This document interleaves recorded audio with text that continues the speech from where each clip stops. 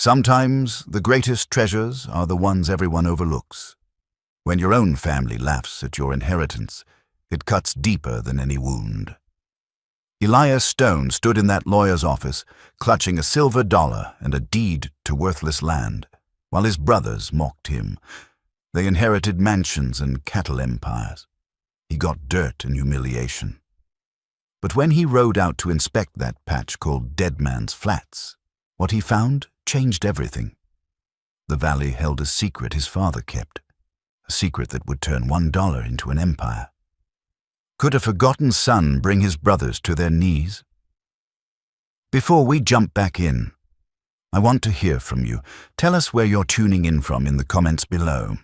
And if this story of family, legacy, and unexpected fortune touches your heart, make sure you're subscribed to this channel because tomorrow I've saved something extra special for you. The Wyoming wind carried the scent of sage and distant rain across the Stone Ranch, just as it had for 30 years. From the main house, you could see clear to the mountains on a day like this. Mountains that held secrets no one in the valley suspected. But that morning in the spring of 1882, those secrets still lay buried beneath granite and time, waiting for the right moment to surface. Jebediah Stone lay dying in the master bedroom of the ranch house he'd built with his own hands 3 decades prior.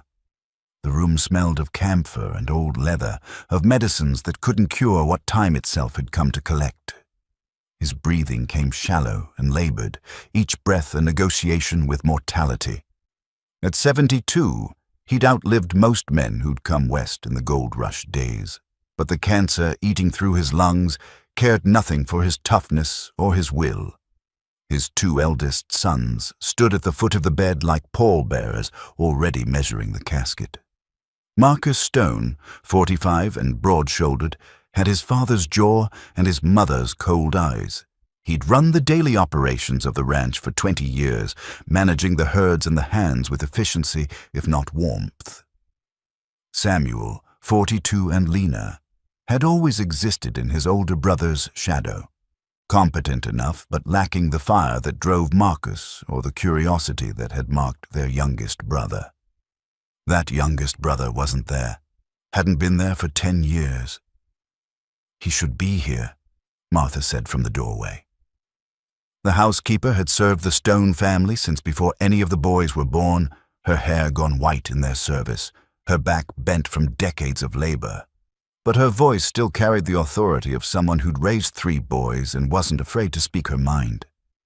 Elias should know his father's dying. Elias made his choice, Marcus said without turning. He walked away from this family, from his responsibilities. He was 19 years old, Martha replied, her tone sharp. "And you know full well what drove him away." Samuel shifted uncomfortably. The family didn't talk about that night, the night Elias had discovered what their father had done to acquire the water rights for the southern grazing lands. The family that had owned those rights had been desperate, drowning in debt, and Jebediah had offered them a price. When they'd refused, he'd called in their loans through a bank he had influence with. Within a month, they'd lost everything. The father had put a bullet in his head rather than face his family's ruin. Elias had confronted Jebediah in this very room, shouting about honor and conscience and all the idealistic notions young men carry, before the world teaches them differently. Jebediah had been unmoved. "This is how empires are built," he had said. "If you're too soft for it, then you're no son of mine." Elias had left the next morning. No one had seen him since, though word filtered back over the years. He'd worked railroad camps in Colorado, learned surveying in Utah, lived quietly, simply, asking nothing from the family or the fortune bearing his name. Now Jebediah's eyes opened, milky with age and illness, but still sharp beneath the fog. "The lawyer," he rasped. "Bring Tobias." Marcus leaned closer. "Father, the will is already prepared. We've been over this." "Now." The word came with enough force to trigger a coughing fit that brought up blood. Martha hurried forward with a cloth, wiping his mouth with the tenderness only she still offered him. Tobias Weaver arrived within the hour, a thin man in a dusty suit carrying a leather satchel that had seen better days. He'd been the Stone family's lawyer for 15 years, privy to secrets that would have shocked the good people of the valley.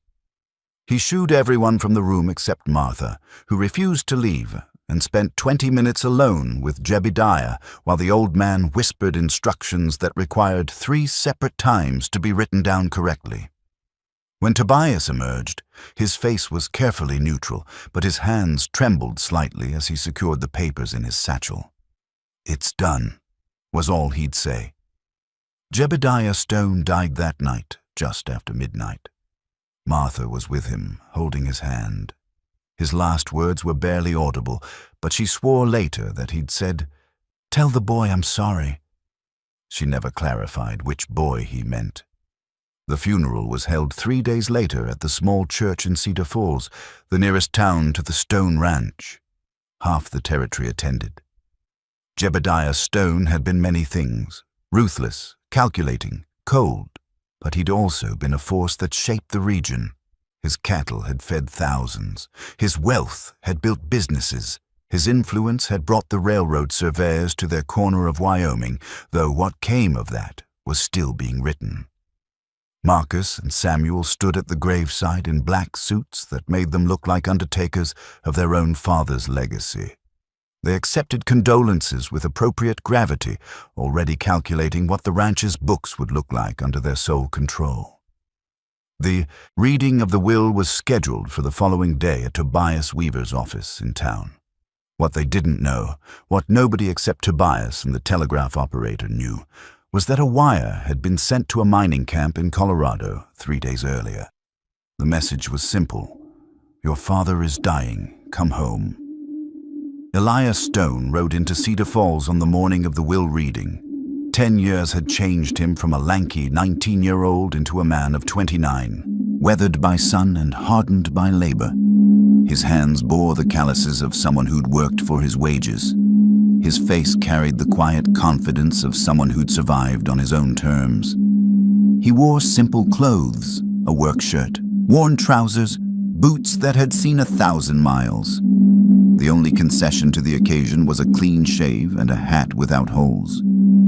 He tied his horse outside Tobias Weaver's office at exactly 10 in the morning. The street was busier than usual, townspeople finding excuses to linger near the lawyer's office. Everyone wanted to know how Jebediah Stone would divide his empire. When Elias pushed through the door, the conversation in the waiting room died.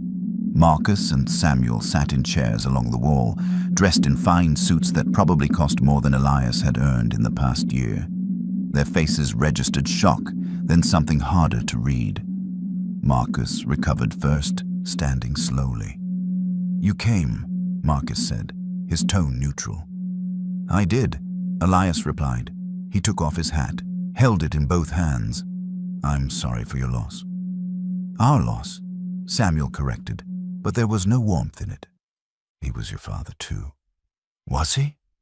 The question hung in the air like gun smoke.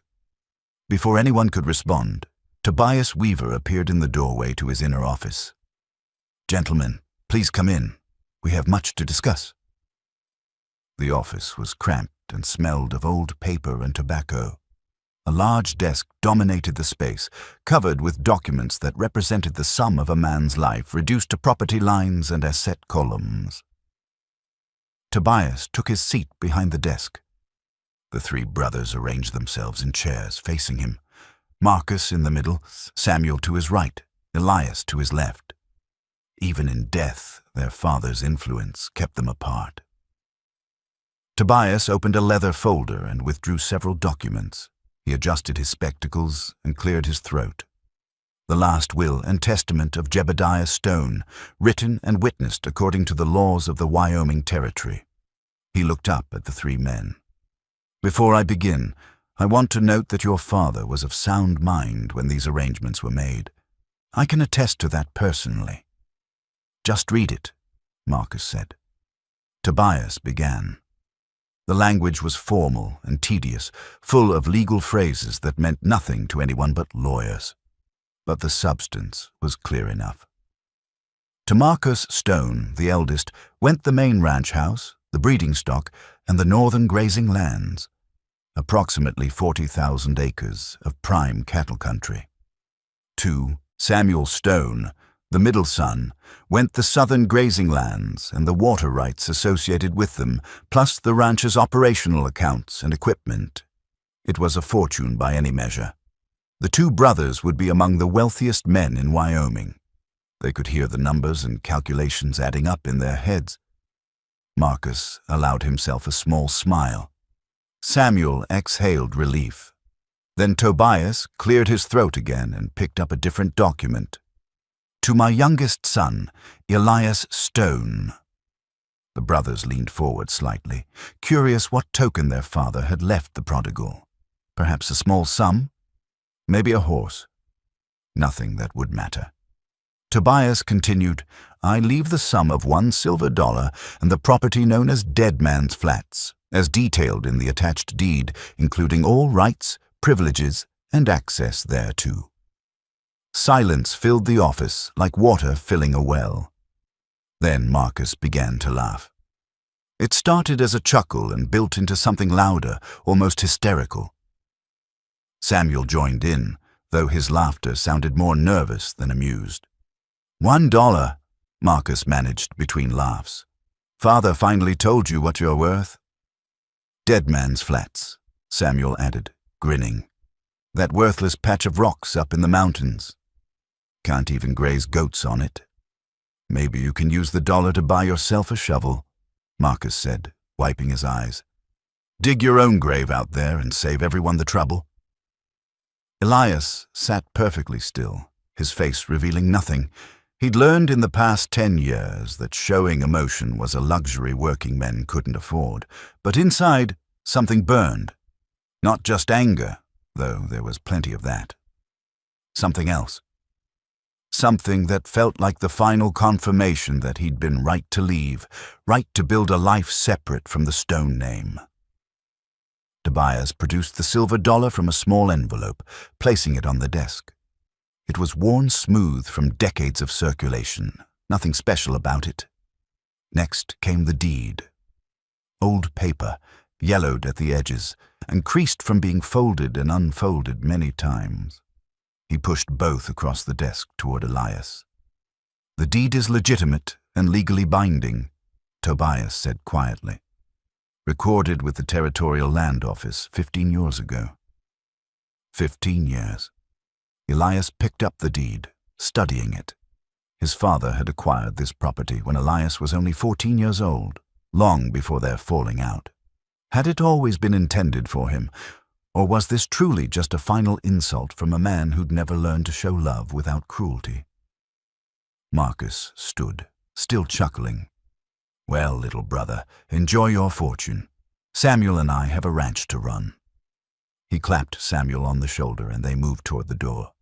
But Elias was reading the deed more carefully now, his surveying experience making the legal descriptions clearer than they might have been otherwise. He noticed things. The property boundaries were extensive, not just a patch, as Samuel had said, but several square miles encompassing an entire valley and the ridges around it. There were notations about water rights, marked in perpetuity, and a phrase that caught his attention, sole access corridor through the Granite Pass Range. Wait, Elias said, his voice cutting through his brother's amusement. This deed is old, very old. Why did father buy this land 15 years ago? Tobias's face remained carefully neutral. I couldn't say. Your father made many property investments over the years. But Martha's voice echoed in Elias's memory from all those years ago. Words she'd spoken to him the night he left. Your father always played the long game. The brothers paused at the door. Marcus looked back with contempt. Does it matter? It's worthless land. Father's final joke. They left, their laughter trailing behind them like smoke. Other townspeople who'd been waiting outside followed them, offering congratulations on their inheritance, already angling for favor with the new masters of the Stone Empire. Elias remained seated, turning the silver $1 over in his palm. On one side, Lady Liberty. On the other, an eagle. Two faces of the same coin. He looked at Tobias, who was carefully organizing papers, not meeting his eyes. "Mr. Weaver," Elias said slowly, "you said my father was of sound mind when he made these arrangements." "I did." He was. So this wasn't cruelty. It was something else. Tobias finally looked up, and for just a moment, something flickered in his expression. Respect, perhaps, or recognition. "Your father once told me that you were the only one of his sons who'd ever questioned him, the only one who'd walk away from money on principle." He paused. "He also said you were the only one smart enough to understand what he was really leaving you." Before Elias could press further, Martha appeared in the doorway. She'd been waiting outside, unwilling to intrude on official business. Now she crossed to Elias and did something surprising. She embraced him, this woman who'd raised him, who'd defended him, who'd never stopped believing he'd come back. "I'm glad you came," she whispered. "What did he mean, Martha? What am I supposed to understand?" She pulled back, her eyes bright with tears and something else, knowledge she wouldn't share. "Your father always played the long game, Elias. Always." She pressed something into his hand, a brass compass, small and worn. "Your mother wanted you to have this. She made me promise, before she passed, that if you ever came back, I'd give it to you." The compass had belonged to his mother, carried west from Pennsylvania when she'd come as a young bride. She died when Elias was 16, and he'd always believed it had been buried with her. The metal was warm in his palm, as if it still held some echo of her warmth. "Thank you," he managed. Martha smiled sadly. "Don't thank me yet. You've got a long ride ahead of you." She glanced at Tobias, who gave an almost imperceptible nod. "2 days north by east. Follow the compass. Your mother always said it pointed toward true north. Maybe it'll point you toward the truth your father left behind." Elias left the lawyer's office carrying nothing but a silver dollar, a deed, and his mother's compass. His brothers had inherited an empire. He'd inherited a mystery. On the street, old Ben Cartwright waited by the hitching post, leaning against the rail with the patience of a man who'd outlived hurry. Ben had been a surveyor for the territorial government for 40 years before retiring to Cedar Falls. He'd taught Elias everything he knew about reading land, about understanding what maps and deeds really meant. "Heard about the will," Ben said, not looking at Elias directly. "Heard your brothers laughing about it. They think it's funny." Ben pulled out a pipe, began packing it with tobacco. 15 years ago, I did some survey work for your father. Private work, off the books." He lit the pipe, puffed thoughtfully. "He had me map something up in the mountains. Paid me well to keep it quiet." "What did you map?" "Can't say exactly. But I can tell you this. When the railroad surveyors came through here 2 years ago, they spent a long time looking at those same mountains. Lots of interest in passes and water sources." He finally looked at Elias. "Your father wasn't a kind man, but he wasn't stupid either, and he always knew what was coming before anyone else did. Are you saying this land is actually worth something?" Ben smiled around his pipe stem. "I'm saying you should go look at it before you decide what it's worth. Sometimes the best treasures are the ones nobody else sees." He straightened, preparing to leave. "And Elias, your brothers aren't going to think it's funny for long. When they figure out what your father really did, they're going to be mad. Real mad. Watch yourself." Elias returned to his horse and began loading his saddlebags with supplies from the general store. As he worked, he could feel the eyes of the town on him, pity mostly, with some amusement. The son who'd inherited nothing, the joke of Cedar Falls. Let them think that. For now. He swung into the saddle just as the afternoon sun began its descent toward the mountains. Those mountains that held secrets. Those mountains where Dead Man's Flats waited. His mother's compass rested in his shirt pocket, warm against his heart. The silver dollar was in his vest pocket. The deed was folded carefully in his saddlebag, and for the first time since reading that telegram 3 days ago, Elias Stone allowed himself to feel something other than grief. He felt curious, and somewhere in those mountains, answers waited. The humiliation didn't end at the lawyer's office. It followed Elias through the streets of Cedar Falls like a shadow at noon, inescapable and dark. By the time he reached the general store, word had spread through town faster than a prairie fire. The clerk, who'd known him since boyhood, could barely contain his smirk as he tallied up supplies. "Heard about the inheritance, Elias. Real sorry about your luck." "I'll need provisions for 3 days," Elias said, keeping his voice level. "Hardtack, dried beef, coffee, matches. Going to see your fortune." The clerk's attempt at sympathy was undermined by the laughter in his eyes. "Dead man's flats. They say nothing grows there but rocks and regret." Elias paid with money he'd earned in the railroad camps. Honest wages for honest work. He didn't touch the silver dollar in his pocket. That coin meant something, though he didn't yet understand what. Outside, a small crowd had gathered. Not a mob exactly, but enough people to make it clear that his business was now everyone's entertainment. He recognized faces from his childhood, men his father had done business with, women who'd brought pies to his mother's funeral, young people he'd grown up alongside. None of them looked at him with the respect they'd shown his brothers. "There he is," someone muttered. "The Dollar Prince." Laughter rippled through the gathering. Not cruel, but not kind either.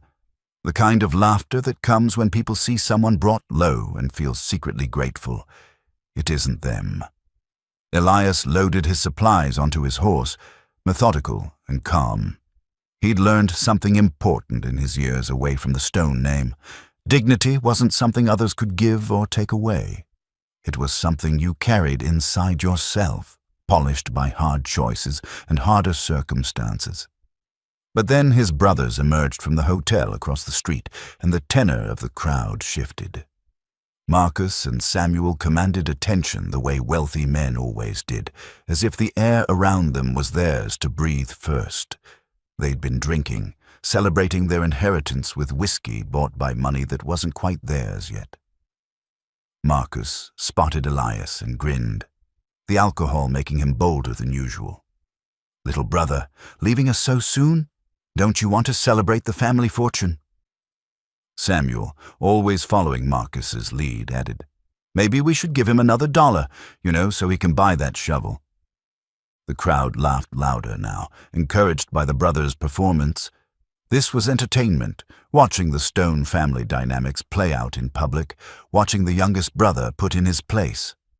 Elias turned to face them, his hands resting loosely at his sides. 10 years ago, he might have swung at Marcus, might have let rage dictate his response. But he'd learned patience in those years, learned that sometimes the best response was no response at all. "I'm going to see my inheritance," he said simply. "Your inheritance," Marcus repeated, walking closer. The crowd parted for him like water around a stone. $1 and a patch of worthless dirt. You know what that means, don't you? It means Father finally told everyone what we've always known. You're worth nothing. The words were designed to wound, and they did. But Elias had been carrying wounds from his father for 10 years. This one was just another scar forming over old tissue.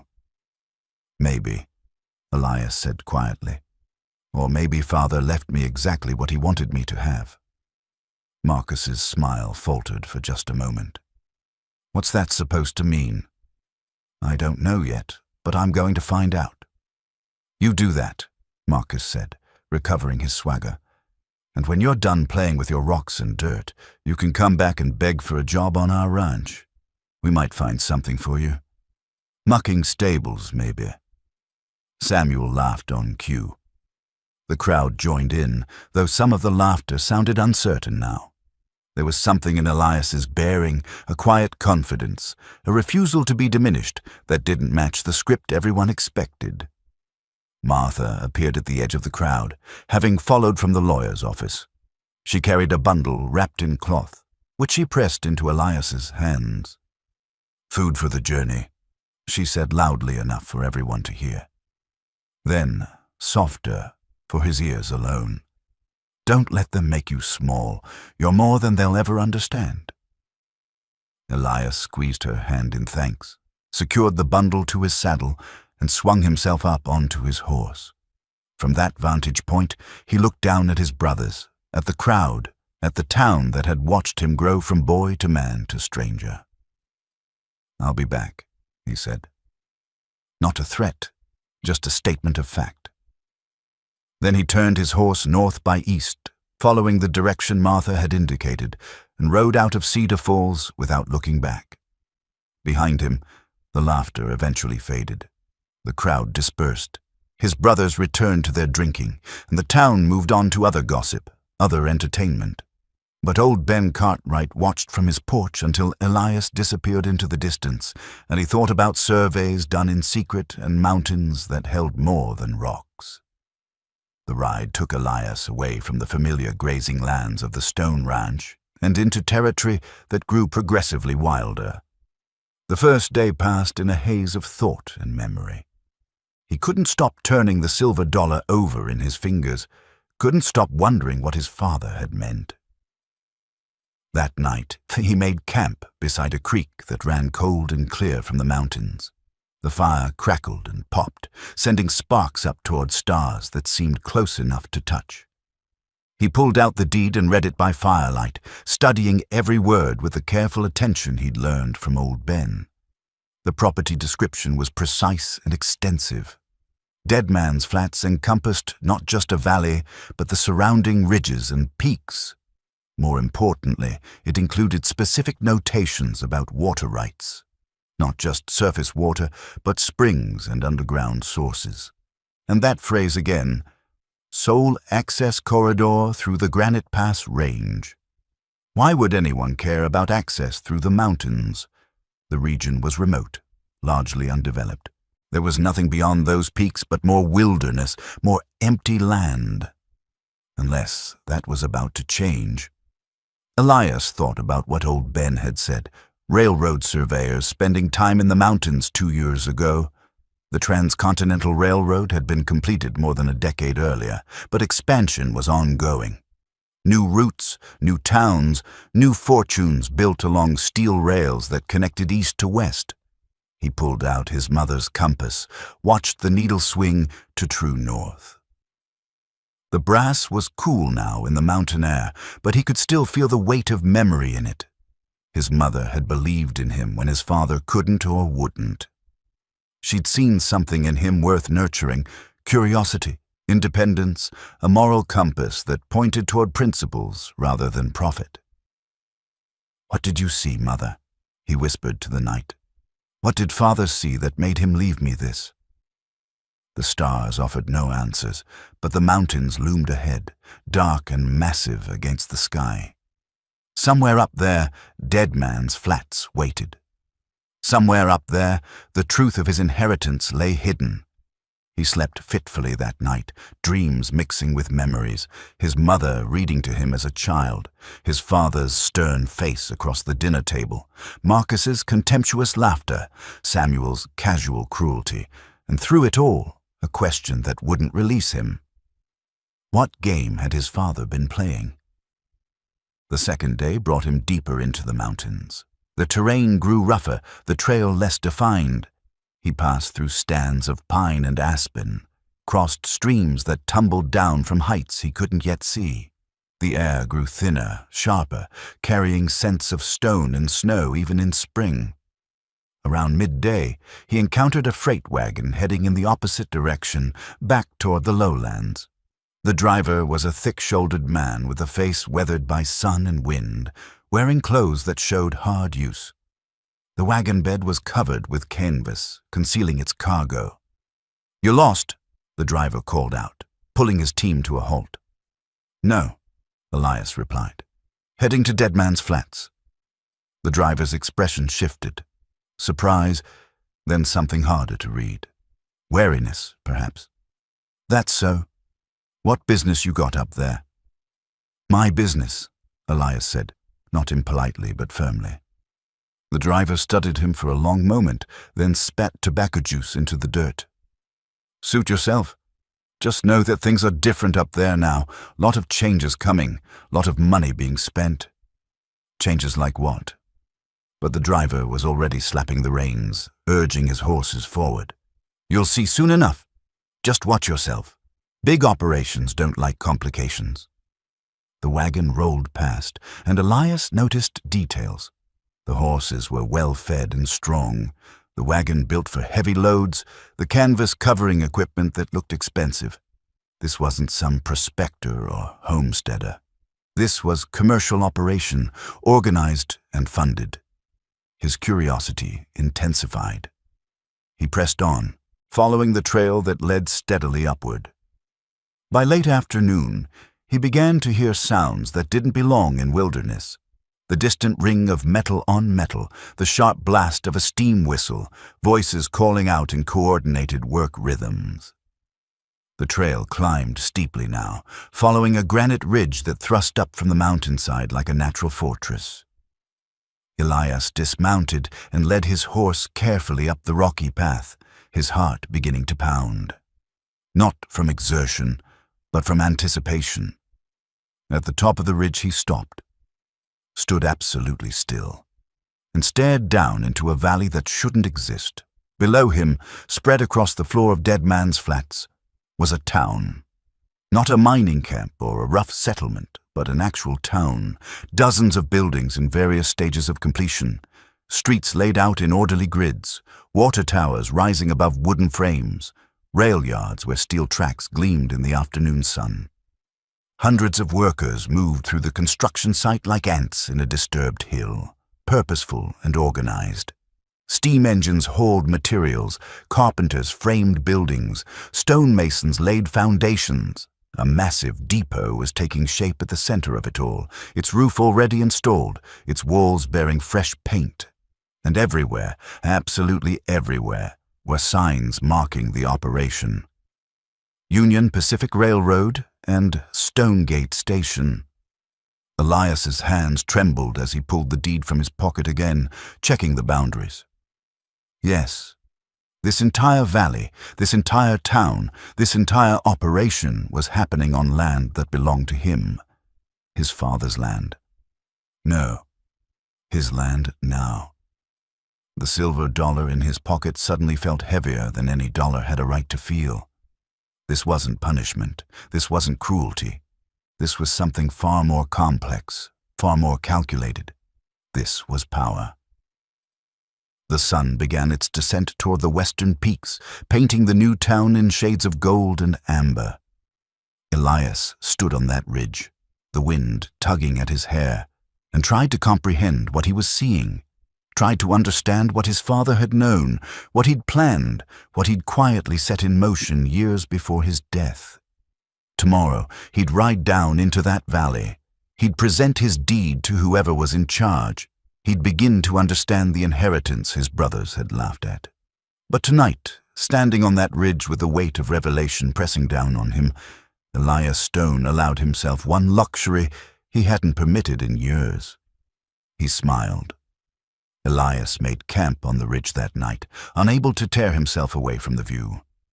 Every few minutes he'd walk back to the edge and look down at the town taking shape in the valley below.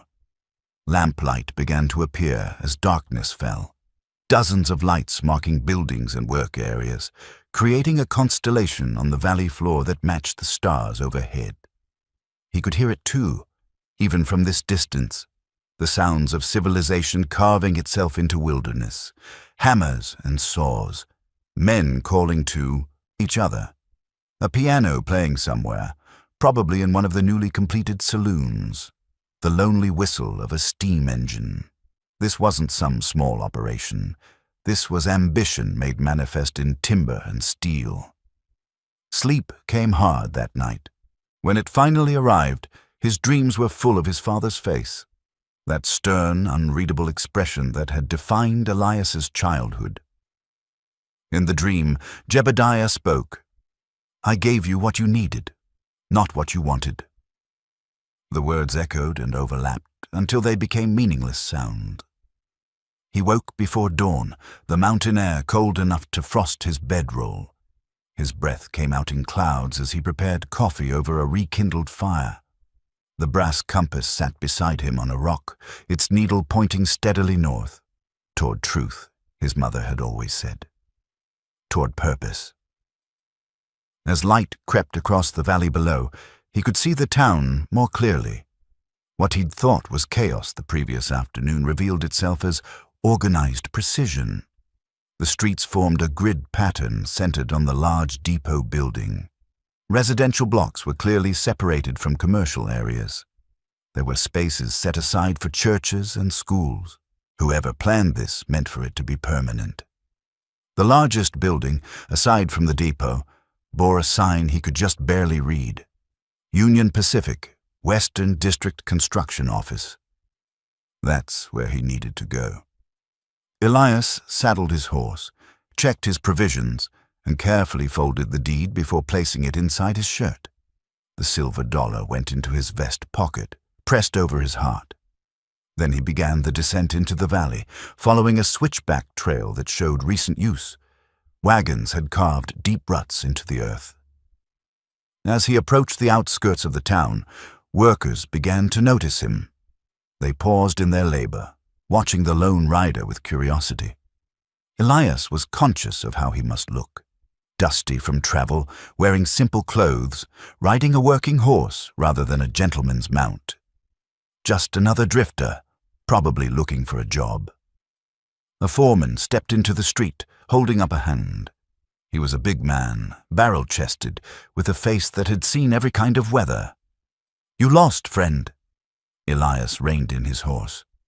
Not lost, looking for whoever's in charge of this operation. The foreman's eyes narrowed. "We're not hiring right now. Full crew."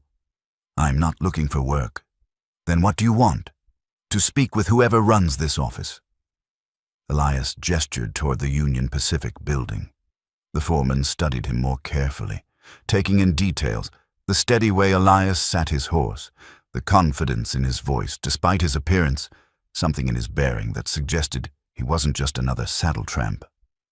"That'd be Mr. Holloway. But he's a busy man. Can't just walk in off the street." "I think he'll want to see me." "Yeah? Why's that?" Elias met his eyes directly.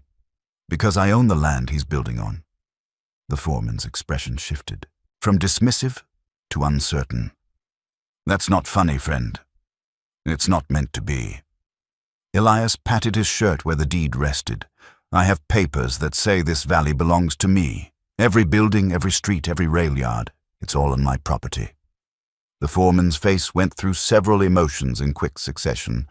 Disbelief, concern, then a harder look that suggested he was recalculating everything. "Wait here." He turned and strode toward the construction office, moving faster than his bulk suggested possible. Elias dismounted and tied his horse to a hitching post someone had thoughtfully installed.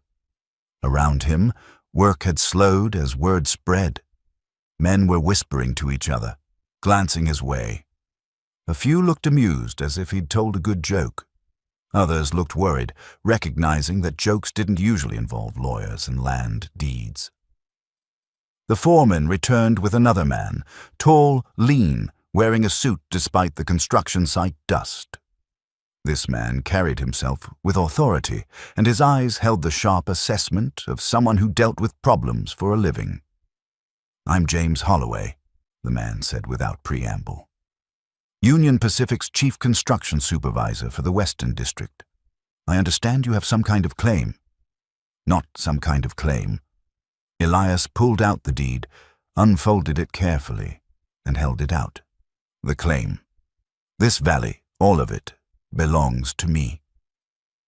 Holloway took the deed, his expression skeptical, but as he read, that skepticism transformed into something closer to alarm.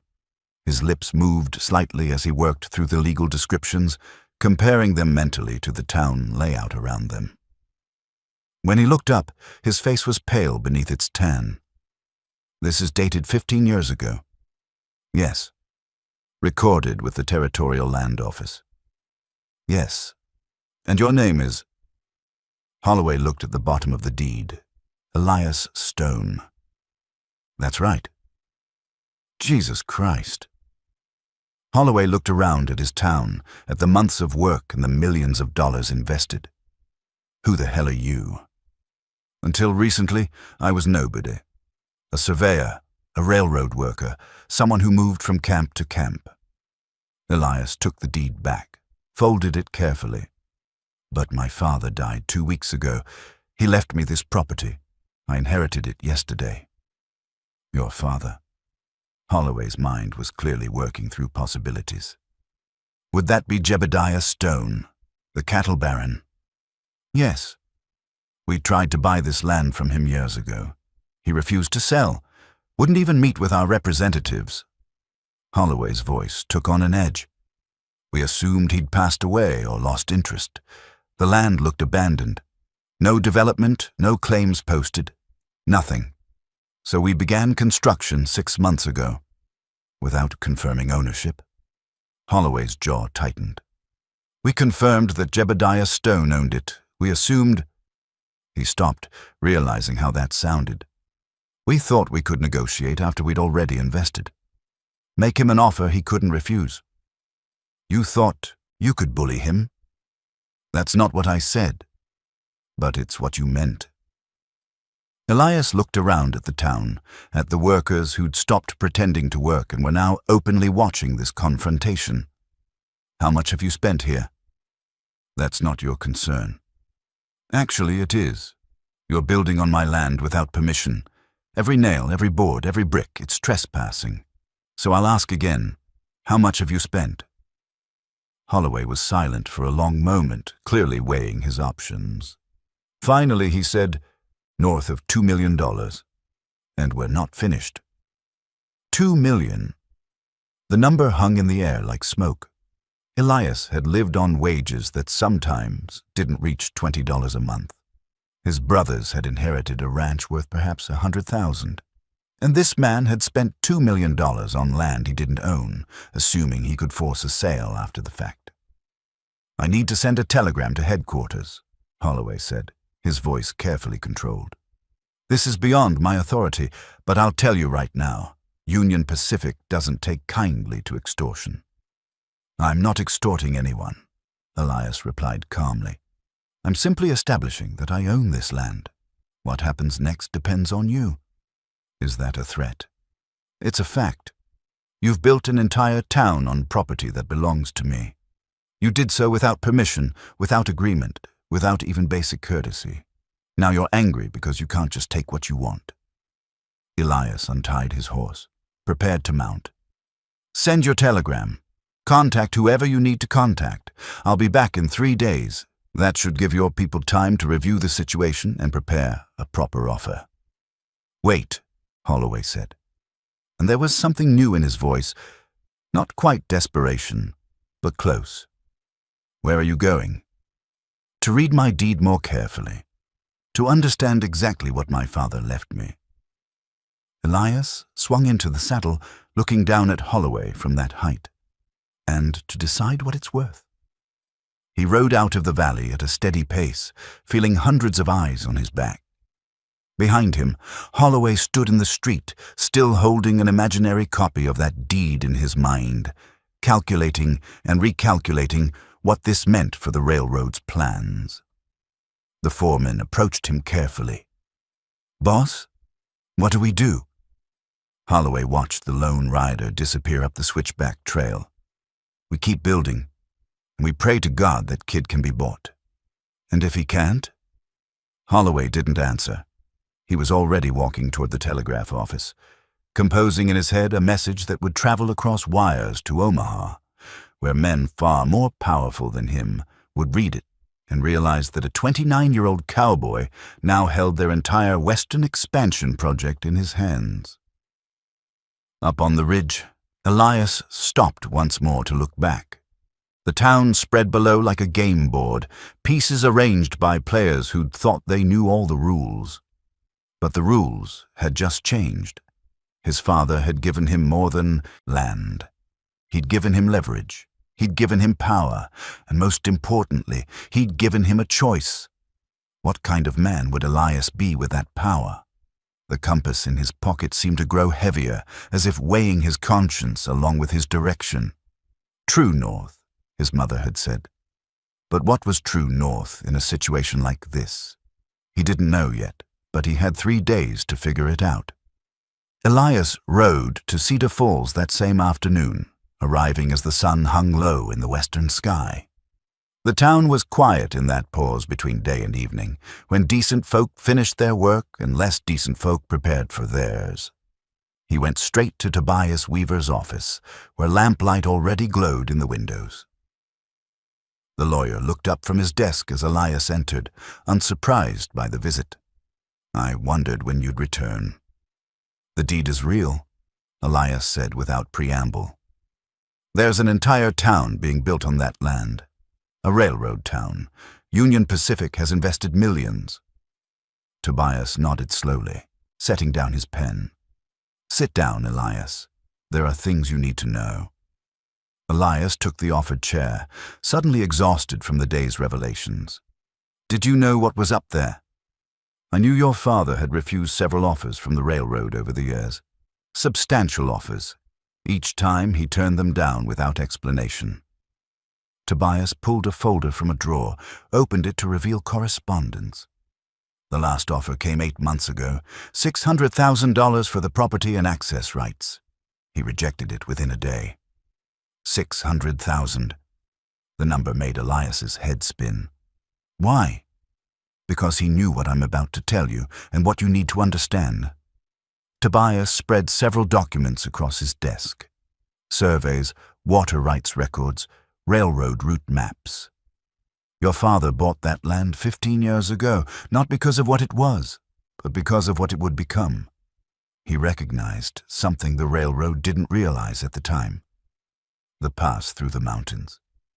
More than that. Look here." Tobias pointed to a survey map.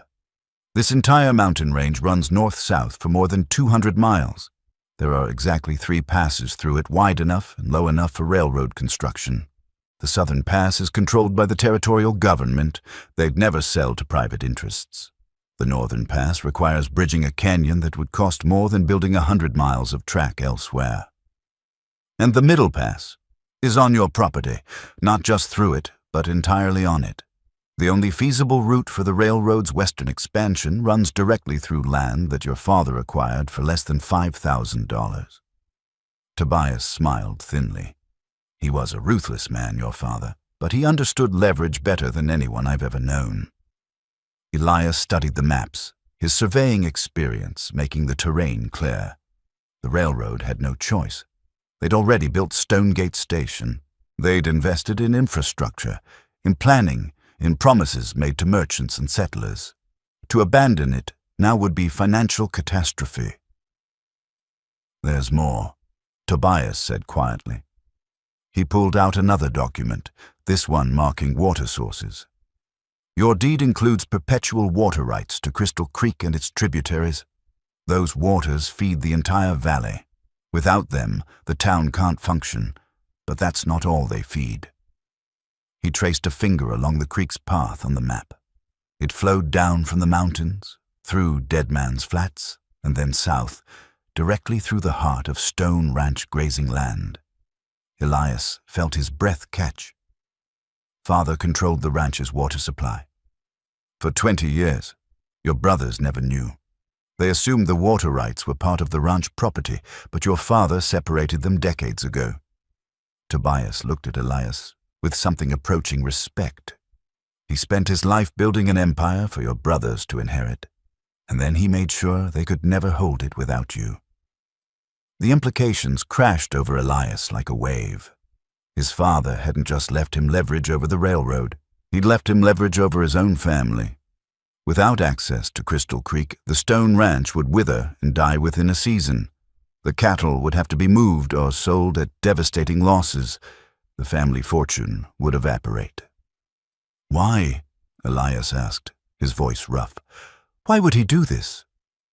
Tobias was quiet for a long moment, choosing his words carefully.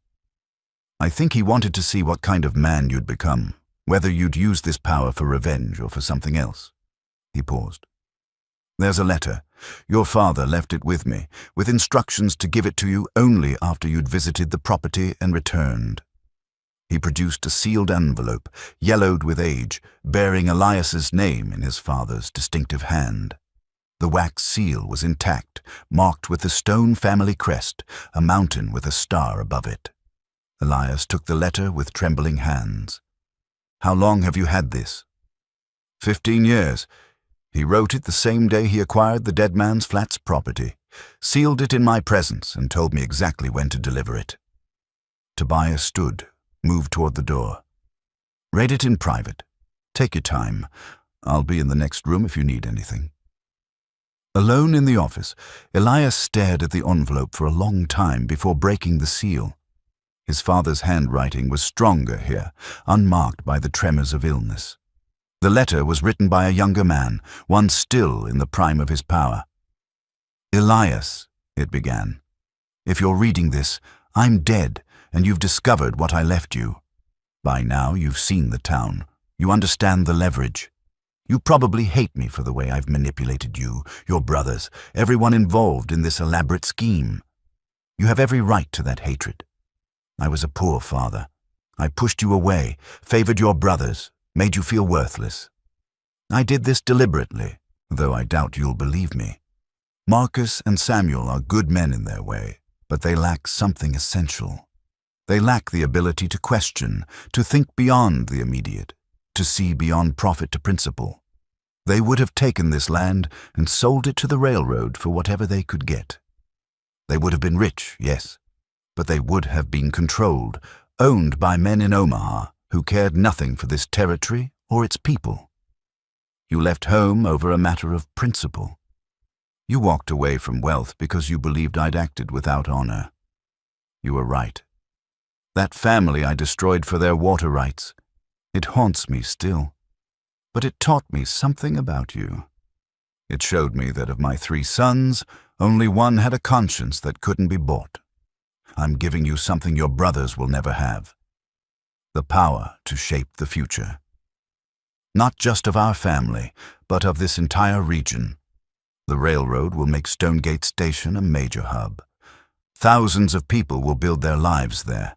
What kind of town it becomes, what rules govern it, what values it holds, that's in your hands now. Your brothers will need you. They don't know it yet, but they will. Their fortune depends on water you control. I've engineered a situation where the 3 of you must work together, or all fail separately. Perhaps that's cruel, but families should need each other, don't you think? I know I failed you in many ways. I was better at building empires than loving sons. But I built this particular empire for you, Elias. Not because you were the youngest or the weakest, but because you were the strongest where it mattered most. In character, in integrity, in the ability to see beyond yourself. Use this power wisely. Be the man I couldn't be. Build something that matters, not just something that profits. Your mother would have been proud of you. I hope in time you'll understand that in my own broken way, I'm proud of you too. Your father, Jebediah Stone. Elias read the letter 3 times, tears streaming down his face by the second reading. All these years he'd believed his father despised him. All these years he'd carried the wound of rejection like a scar across his soul. And now, sitting in a lawyer's office with a dead man's words in his hands, he understood. His father had loved him, had believed in him, had spent 15 years preparing a gift disguised as an insult, a test wrapped in humiliation. The cruelty had been the point. It had been preparation. When Tobias returned, he found Elias sitting in the gathering darkness, the letter resting on his lap, his face wet with tears he didn't bother to hide. He knew, Elias said quietly. He knew exactly what he was doing. Yes, Tobias replied. He always did. What do I do now? The lawyer came and sat across from him, his expression gentle. That's the question he wanted you to answer for yourself. He's given you the tools. How you use them defines not his legacy, but yours. Elias looked at the map still spread across the desk, at the deed that had transformed from punishment to power, at the letter that reframed his entire understanding of his past. 3 days until the railroad expected his answer. 3 days to decide what kind of man he was. Not what kind of son. Not what kind of brother. What kind of man? "I need to think," he said finally. "Where will you go?" Elias stood, folding the letter carefully and placing it inside his shirt beside the deed. "Up to the ridge, where I can see both what is and what could be." He left the office as full darkness settled over Cedar Falls, retrieved his horse, and rode north toward the mountains once more. Behind him, lamplight-filled windows and smoke rose from chimneys, and life continued in its comfortable rhythms. Ahead, in those mountains, a town was being built by men who didn't know they'd been building on a foundation of one man's long game, a game that had taken 15 years to play and would be won or lost in 3 days. The brass compass pointed north, toward truth, toward the hard decisions that would define everything that followed. Elias rode toward that truth, carrying the weight of his father's faith in who he could become. The next morning found Elias on the ridge again, watching Stonegate Station wake with the dawn. Smoke rose from dozens of chimneys. Workers emerged from bunkhouses and boarding rooms. The sound of hammers and saws began their daily rhythm. It was, he realized, a kind of miracle, civilization carved from wilderness in the span of months. He spent the day there, observing, watching how the town functioned, seeing families arrive on wagons, merchants opening shops, children playing in the streets while their parents built their futures. These weren't railroad executives or wealthy speculators. These were ordinary people staking everything on the promise of a new town in a new territory. They'd done so because Union Pacific had promised them opportunity, jobs, land, a future. And now that future rested in Elias's hands. Around midday, a rider approached from the valley. A young man on a good horse, wearing clothes that marked him as someone's assistant or secretary. He spotted Elias on the ridge and climbed up cautiously. "Mr. Stone," the young man called. "Mr. Holloway sent me. He'd like to speak with you. No pressure, just he'd like to talk." Elias studied the messenger. "Tell him I'll come down tomorrow. I'm not ready today." The young man nodded and turned to leave, then paused. "Sir, can I ask you something?" "Go ahead." "Are you going to shut us down?" "The town, I mean. My family just arrived last week. My father sold everything we had back in Ohio to open a shop here. If the town closes—" He stopped, collecting himself. "I guess I'm asking if you're going to destroy all this." The question cut to the heart of things.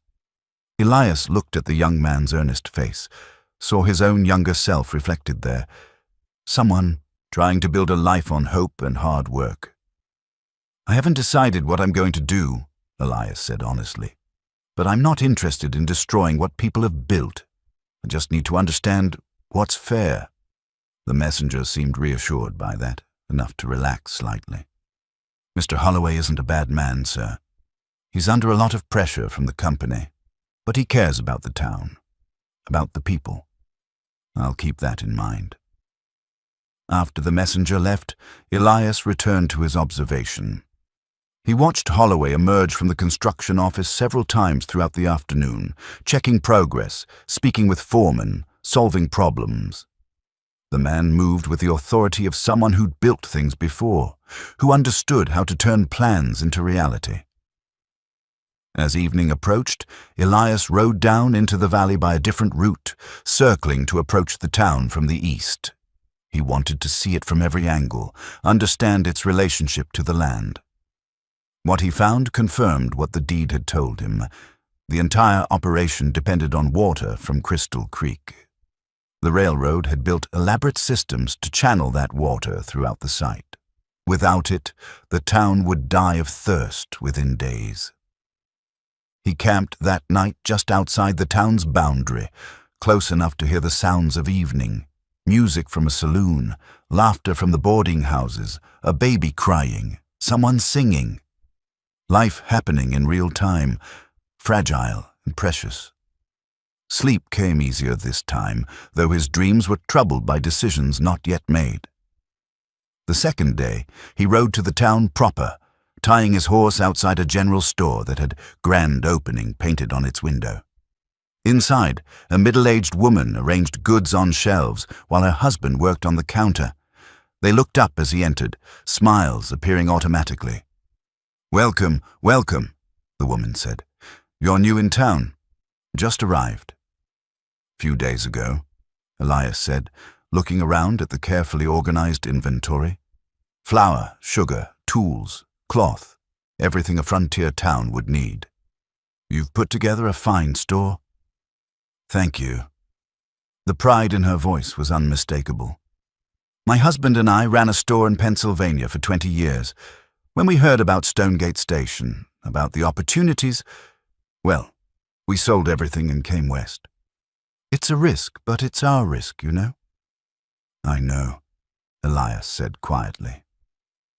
He bought some supplies he didn't particularly need, paid with money that felt heavier than usual, and left without revealing who he was. He walked the streets for hours, introducing himself as Elias Stone, but letting people assume he was just another newcomer. No one connected him to the land dispute. Holloway had clearly kept that information contained. He visited the half-built school, spoke with a teacher who traveled from Boston to take the position. He watched construction crews working on a church. He stood in the rail yard and imagined trains arriving and departing, carrying goods and people, connecting this isolated valley to the wider world. Every conversation, every observation added weight to his decision. These people had staked their futures on a promise. The question was whether that promise had been built on honest ground or stolen land. By late afternoon, word must have reached Holloway that Elias was in town because the construction supervisor appeared on the street, walking toward him with determined purpose, but not aggression. "Mr. Stone," Holloway said, "will you come to my office? We should talk." "Tomorrow," Elias replied. "I told you 3 days. I meant it. I'm not trying to pressure you, I just—" Holloway looked around at his town, at the work he'd overseen. "I want you to understand what's at stake here, not for the railroad, but for these people. I've been watching, I understand. Do you?" Holloway's voice carried frustration born of sleepless nights and impossible situations. "Do you understand that we've promised jobs to more than 300 workers, that we've sold plots of land to families who invested everything, that the territorial governor is planning to attend our opening ceremony in 6 weeks? I understand that Union Pacific made all those promises on land they didn't own," Elias said, his tone even but firm. "That's not my fault." "No, it's not." Holloway's shoulders sagged slightly. "It's mine. I was the one who recommended proceeding without securing full title. I thought—" He stopped himself. "It doesn't matter what I thought. You have every legal right to shut this down. I know that." "Then why are you asking me not to?" "Because it's the right thing to do." Holloway met his eyes directly. "Because these people don't deserve to pay for corporate arrogance. Because maybe there's a way forward that works for everyone." Elias considered the man before him, proud but not arrogant, willing to admit fault, genuinely concerned about the people whose lives he'd complicated. "Tomorrow morning," he said, "your office. Bring whoever has authority to make binding agreements. The regional director is arriving tonight from Omaha. He'll be there." "Good. So will I." As Elias walked away, he heard Holloway let out a long breath. Not relief exactly, but the sound of a man who'd at least bought himself another night before everything collapsed or came together. That evening, as Elias made camp on the ridge for what he decided would be the last time, a wagon arrived from Cedar Falls. Martha climbed down, carrying a basket and wearing the determined expression that had intimidated 3 generations of Stone men. "Thought you might need a proper meal," she said, unpacking bread and stew and pie still warm from her oven. and someone to talk sense into you before you make a mistake." Elias smiled despite the weight of his situation. "What mistake would that be? Thinking you have to do this alone?" She sat beside him, looking down at the town. "Your father was brilliant, but he was lonely. He pushed away everyone who tried to help him think through his decisions. Don't make that same mistake. What would you do if you were me?" Martha was quiet for a long time, watching the lamplight begin to appear in the valley below. "I'd remember that your mother once told you the only wealth that matters is the wealth that helps others thrive. I'd think about what kind of future you want to build, not just what kind of revenge you could take." She turned to look at him. "And I'd remember that your father gave you this gift not to see you become him, but to see you become better than him." They ate together in comfortable silence, watching the stars emerge above the mountains. Later, after Martha had returned to town with promises to be present for tomorrow's meeting, Elias sat alone with his father's letter and his mother's compass. Tomorrow, he would negotiate the future. But tonight, he finally understood what his father had been trying to teach him. Power wasn't about control or domination. It was about choice. About deciding what kind of world you wanted to build when the tools were placed in your hands. His father had been ruthless but strategic. His mother had been kind but principled. Elias would need to be both. Strategic enough to secure what was fair, kind enough to remember that fairness included the dreams of people who'd risked everything on a promise. The compass needle pointed north. True north. And for the first time since learning of his inheritance, Elias felt certain he knew which direction that was. The Union Pacific construction office was crowded with tension the next morning. James Holloway sat at his desk, looking like a man who hadn't slept. Beside him was an older gentleman in an expensive suit, the regional director from Omaha, whose name was introduced as William Thornton. 2 lawyers flanked him, carrying briefcases full of contracts and contingencies. Elias arrived exactly at 9, wearing the same simple clothes he'd worn throughout. He'd considered dressing up, trying to match their formality, but decided against it. Let them see him as he was, a working man who happened to hold all the leverage. Martha accompanied him, serving as his witness and counsel. Tobias Weaver would have come, but Elias had asked him to remain in Cedar Falls, handling another matter that would soon become relevant. "Mr. Stone," Thornton began, standing to offer his hand. "Thank you for meeting with us. I've come directly from Omaha to discuss a resolution that benefits everyone involved." Elias shook his hand, noted the firmness of the grip and the calculation in the man's eyes. This was someone who negotiated for a living, who knew how to turn disadvantages into advantages through sheer force of personality. "Before we begin," Elias said, remaining standing, "I want to make something clear. I'm not here to destroy what you've built, but I am here to ensure that what's been built on my land is built fairly." "Of course," Thornton said smoothly. "And Union Pacific is prepared to offer generous compensation for any inconvenience our premature construction may have caused." Inconvenience. Elias let the word hang in the air. That's an interesting way to describe building an entire town without permission. One of the lawyers spoke up. "Mr. Stone, we should clarify that Union Pacific did attempt to acquire this property through proper channels. Your father refused all offers. Had he been willing to negotiate?" "My father was under no obligation to sell his property," Elias interrupted, "just as I'm under no obligation now." Thornton raised a hand, silencing his lawyer. "You're absolutely right. Let me be direct, Mr. Stone. We made assumptions we shouldn't have made. We proceeded with construction, believing we could force a favorable outcome. That was arrogant and frankly foolish." He gestured to a chair. "Please sit. Let's discuss this as reasonable men." Elias sat, and Martha took a position by the door, her presence both reassuring and oddly intimidating. She'd raised these boys, and her judgment carried weight even in a room full of lawyers and executives. We are prepared to offer $350,000 for full ownership of the property, Thornton said, placing a contract on the desk. Plus guaranteed employment for you as a Union Pacific land agent, should you desire it. This is substantially more than the property's assessed value.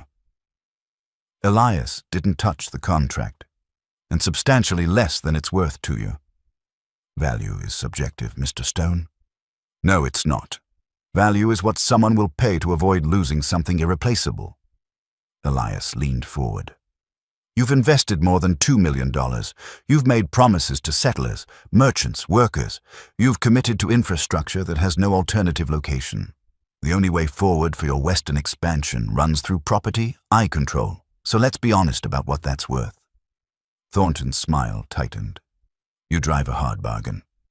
I drive a fair one. I want $500,000, plus a 5% ownership stake in Stonegate Station's commercial operations in perpetuity. The lawyers looked shocked. Holloway winced. Thornton's face went carefully neutral. That's quite ambitious. That's less than a quarter of what you've already spent, with built-in incentive for me to ensure the town's success. Elias pulled out the deed, placed it on the desk. More importantly, it acknowledges what this land is actually worth, not what you want to pay for it. And if we refuse, then I exercise my legal right to demand removal of all structures built without authorization. Union Pacific loses its investment, the town closes, and hundreds of people suffer. Elias met Thornton's eyes steadily. But I don't want that. What I want is to be treated as a partner, not an obstacle. Thornton studied him for a long moment. You're not what I expected. What did you expect? Someone easier to bully or buy? The admission was surprisingly honest. Your father was a hard man. His sons have reputations as ambitious and greedy. But you... He paused. You're asking for something reasonable, disguised as something outrageous. Is it outrageous to expect fair value for my property? No, Thornton admitted. It's not. He stood, walked to the window overlooking the town. Let me make a counteroffer. $400,000 and a 3% stake. $450,000 and 4%. Thornton turned back, a genuine smile appearing. You do this for a living? No, but I learned from a man who understood leverage. Your father? My father. Elias stood as well. Do we have an agreement? Thornton looked at his lawyers, who nodded reluctantly. We do, subject to approval from the board, but I can make that happen.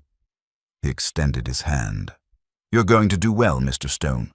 Welcome to the railroad business. As they shook hands, Holloway looked relieved enough to collapse. Martha smiled from her position by the door, and Elias felt something settle in his chest. Not victory exactly, but the satisfaction of having negotiated fairly for all parties. The lawyers began preparing documents immediately. The process would take weeks to finalize, but the terms were set. Elias had turned $1 silver into a fortune and secured his future in a single morning. But as he left the office with Martha, he knew the harder negotiation still waited. Because news of this agreement would reach his brothers, and they would understand what it meant. Their youngest brother, whom they'd mocked and dismissed, now controlled wealth that eclipsed their inheritance. You did well, Martha said as they walked toward where their horses were tied. I did what Father wanted me to do. Proved I could be strategic without being cruel. And now I visit the ranch, before Marcus and Samuel come looking for me. Martha's expression grew concerned. They won't be happy, Elias. They've been counting your father's fortune as theirs for years. I know, but there's something they don't know yet. Something I need to tell them before they hear it elsewhere.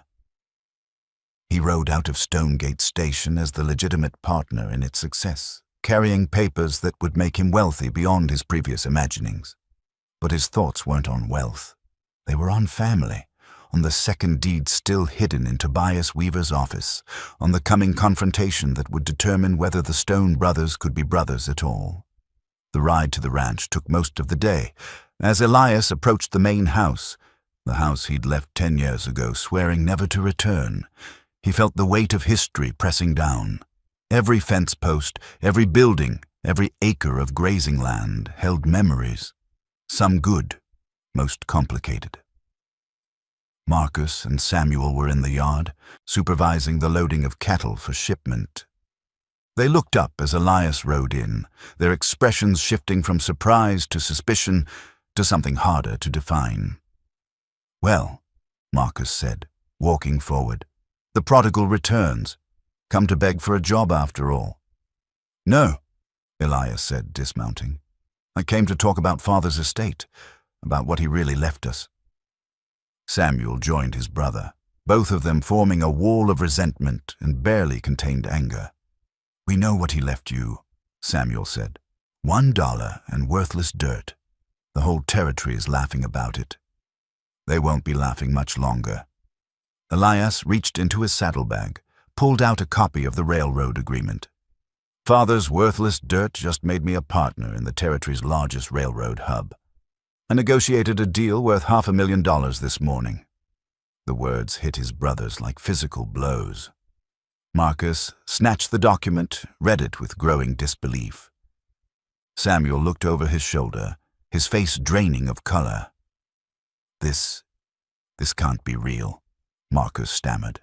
"It's real, signed this morning, witnessed by Union Pacific's regional director." Elias watched their faces as comprehension dawned. "Father didn't leave me an insult. He left me an opportunity, one I've taken advantage of." Marcus crushed the paper in his fist, rage overtaking shock. "You conniving, you knew all along." "I knew nothing until I rode out to see the property. Just like Father planned." Elias kept his voice calm, refusing to be drawn into anger. "He tested me. I passed." "So what are you here for?" Samuel demanded. "To rub our faces in it, to show us how clever you are." "No," Elias said quietly. "I'm here because we need to talk about the ranch, about water rights, about what Father really left all three of us." Something in his tone made both brothers pause. Marcus released the crumpled document, his expression shifting from rage to uncertainty. "What do you mean?" Elias pulled out the second deed, the one Tobias had verified, the one that would change everything. "I mean that Father's games weren't just about me. They were about all of us. And if we can't figure out how to be brothers, we're all going to lose everything he built." He handed Marcus the deed, watched as his brother read it, watched as understanding dawned like sunrise over a battlefield. The war between the Stone brothers was about to begin, or end, depending on whether they could learn the lesson their father had spent 15 years trying to teach them. That family was either everything or nothing, and which it would be was entirely up to them. Marcus held the deed in hands that trembled with something beyond anger. His eyes moved across the legal text once, twice, 3 times, as if repetition might change what it said. Samuel leaned in to read over his shoulder, his face going from confusion to comprehension to something approaching panic. "Crystal Creek," Marcus read aloud, his voice hollow. "All water rights in perpetuity." "That's the headwaters," Samuel said, his words coming faster. That feeds everything. The southern pastures, the stock ponds, He looked up at Elias, realization hitting like cold water. "Without that creek, the ranch is worthless." "Not worthless," Elias corrected quietly. "You still have thousands of acres, all the buildings, the herds, but in Wyoming summer, without reliable water." "We have nothing," Marcus finished, his voice flat. He looked at the deed again, checking the date. 20 years. He bought this 20 years ago. "Before any of us were old enough to understand what it meant," Elias said. "Before he divided the ranch between you. Before he even got sick." Marcus's hands clenched, crumpling the deed. This was planned, all of it. He spent decades setting up this trap. "Not a trap," Elias said, though he wasn't entirely sure he believed it himself. "A test. A test. Samuel's voice rose, anger breaking through shock. He leaves us a ranch we can't run and calls it a test. What kind of father does that? The kind who wanted to know if his sons could work together. Elias took a breath, steadying himself. Or if they'd tear each other apart the moment he was gone. Marcus laughed, but there was no humor in it. And which are we doing right now, little brother? The question hung in the air between them, heavy with accusation and history. Around them, ranch hands had stopped working, sensing the tension but staying well clear. These were men who'd learned to recognize when the Stone brothers were at each other's throats. That depends on you, Elias said. I didn't come here to destroy you. I came here because Father left me something I didn't ask for, power over your futures, and I need to decide what to do with it. What to do with it? Marcus's rage was building, his face flushing red. You think you have a choice? You think you can just... He stopped himself, visibly struggling for control. When he spoke again, his voice was dangerous with forced calm. What do you want, Elias? Name your price. There's no price. Bullshit. Everyone has a price. Not for this. Elias looked between his brothers, seeing them clearly perhaps for the first time. Not as the giants of his childhood, but as men trapped by their father's expectations just as much as he'd been. I don't want your money. I want something harder. What? Samuel asked, suspicious. I want us to be brothers. Real brothers, not just three men sharing a name. Marcus barked a laugh. You can't be serious. I am. Father left us pieces of an empire, but he made sure none of us could hold it alone. The ranch needs water I control. Stonegate Station needs access through land I own. My fortune is tied to both of you, whether I like it or not. So you're saying we're stuck with each other? Samuel said bitterly. I'm saying we have a choice. We can fight over what Father left, spend years in courts and conflicts, watching everything he built crumble. Or... Elias pulled out his father's letter, the one Tobias had given him. Or we can try to understand what he actually wanted. I don't give a damn what he wanted, Marcus spat. He's dead. He doesn't get to control us from the grave. Doesn't he? Elias held up the letter. He's been controlling all of us our entire lives, pushing us in directions we didn't understand for reasons we couldn't see. This is his last move, his final manipulation. But maybe, just maybe, it wasn't malicious. Samuel reached for the letter, but Marcus grabbed his arm, stopping him. No. Whatever's in there, it's just more lies. More justifications for his cruelty. You don't know that. Don't I? Marcus turned on Elias, years of resentment pouring out. You left, Elias. You walked away and got to be free. Do you know what it was like staying? Having him judge every decision, question every choice, never being good enough? We inherited this ranch, but we've been paying for it our entire lives. The raw honesty in Marcus's voice stopped Elias cold. He'd spent 10 years imagining his brothers as privileged, as favored as having everything he'd been denied. He'd never considered what it cost them to receive that favor. I'm sorry, Elias said, and meant it. I didn't know. Of course you didn't. You were too busy feeling sorry for yourself. Maybe we all were, Samuel said quietly. Both brothers turned to look at him. Maybe Father wanted us all to feel like failures so we'd have to succeed together. That's insane, Marcus said, but with less conviction. Is it? Look at what he did. Samuel took the letter from Elias, opened it, began to read. His eyes moved quickly, drinking in their father's words. When he finished, he handed it to Marcus without comment. Marcus read slowly, his expression shifting through anger to confusion to something that might have been pain. When he reached the end, he stood very still for a long moment. He says... Marcus's voice cracked. He cleared his throat.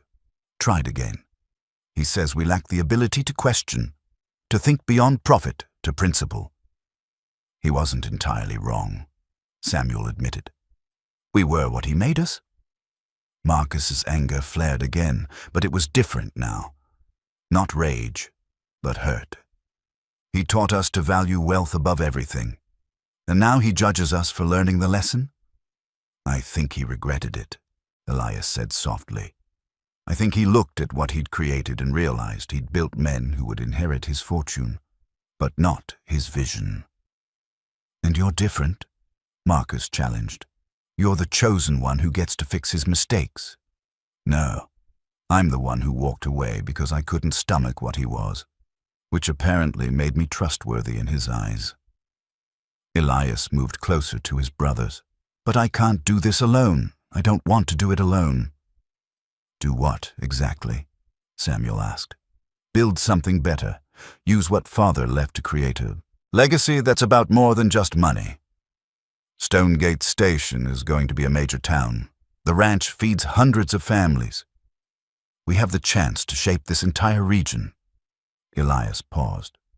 Or we can destroy each other fighting over the pieces. Marcus looked at the ranch house, at the land stretching to the horizon, at the life his father had built and then weaponized against his own sons. What are you proposing? Partnership. Real partnership. We divide the ranch into 3 equal sections. Each of us manages our own portion, but the water rights are shared equally, as long as all 3 of us cooperate. And if we don't? Samuel asked. Then whoever breaks the partnership loses access to water for their section. Their land becomes as worthless as everyone thought mine was. Mutual assured destruction, Marcus said, understanding the structure. Father's final joke, or his final gift, depends on how we choose to see it. Elias looked between his brothers. I'm not asking you to like me. I'm not even asking you to forgive the past. I'm asking if you're willing to try being brothers for the sake of everything Father built. The silence stretched between them, filled with decades of resentment and pain and competitive cruelty. 3 boys raised to fight for their father's approval, now facing the reality that the only way forward was together. Samuel spoke first. I'm tired, Marcus. Tired of always being in the middle, always trying to keep peace between you 2. Tired of feeling like I'm only worth what I inherit. He looked at Elias.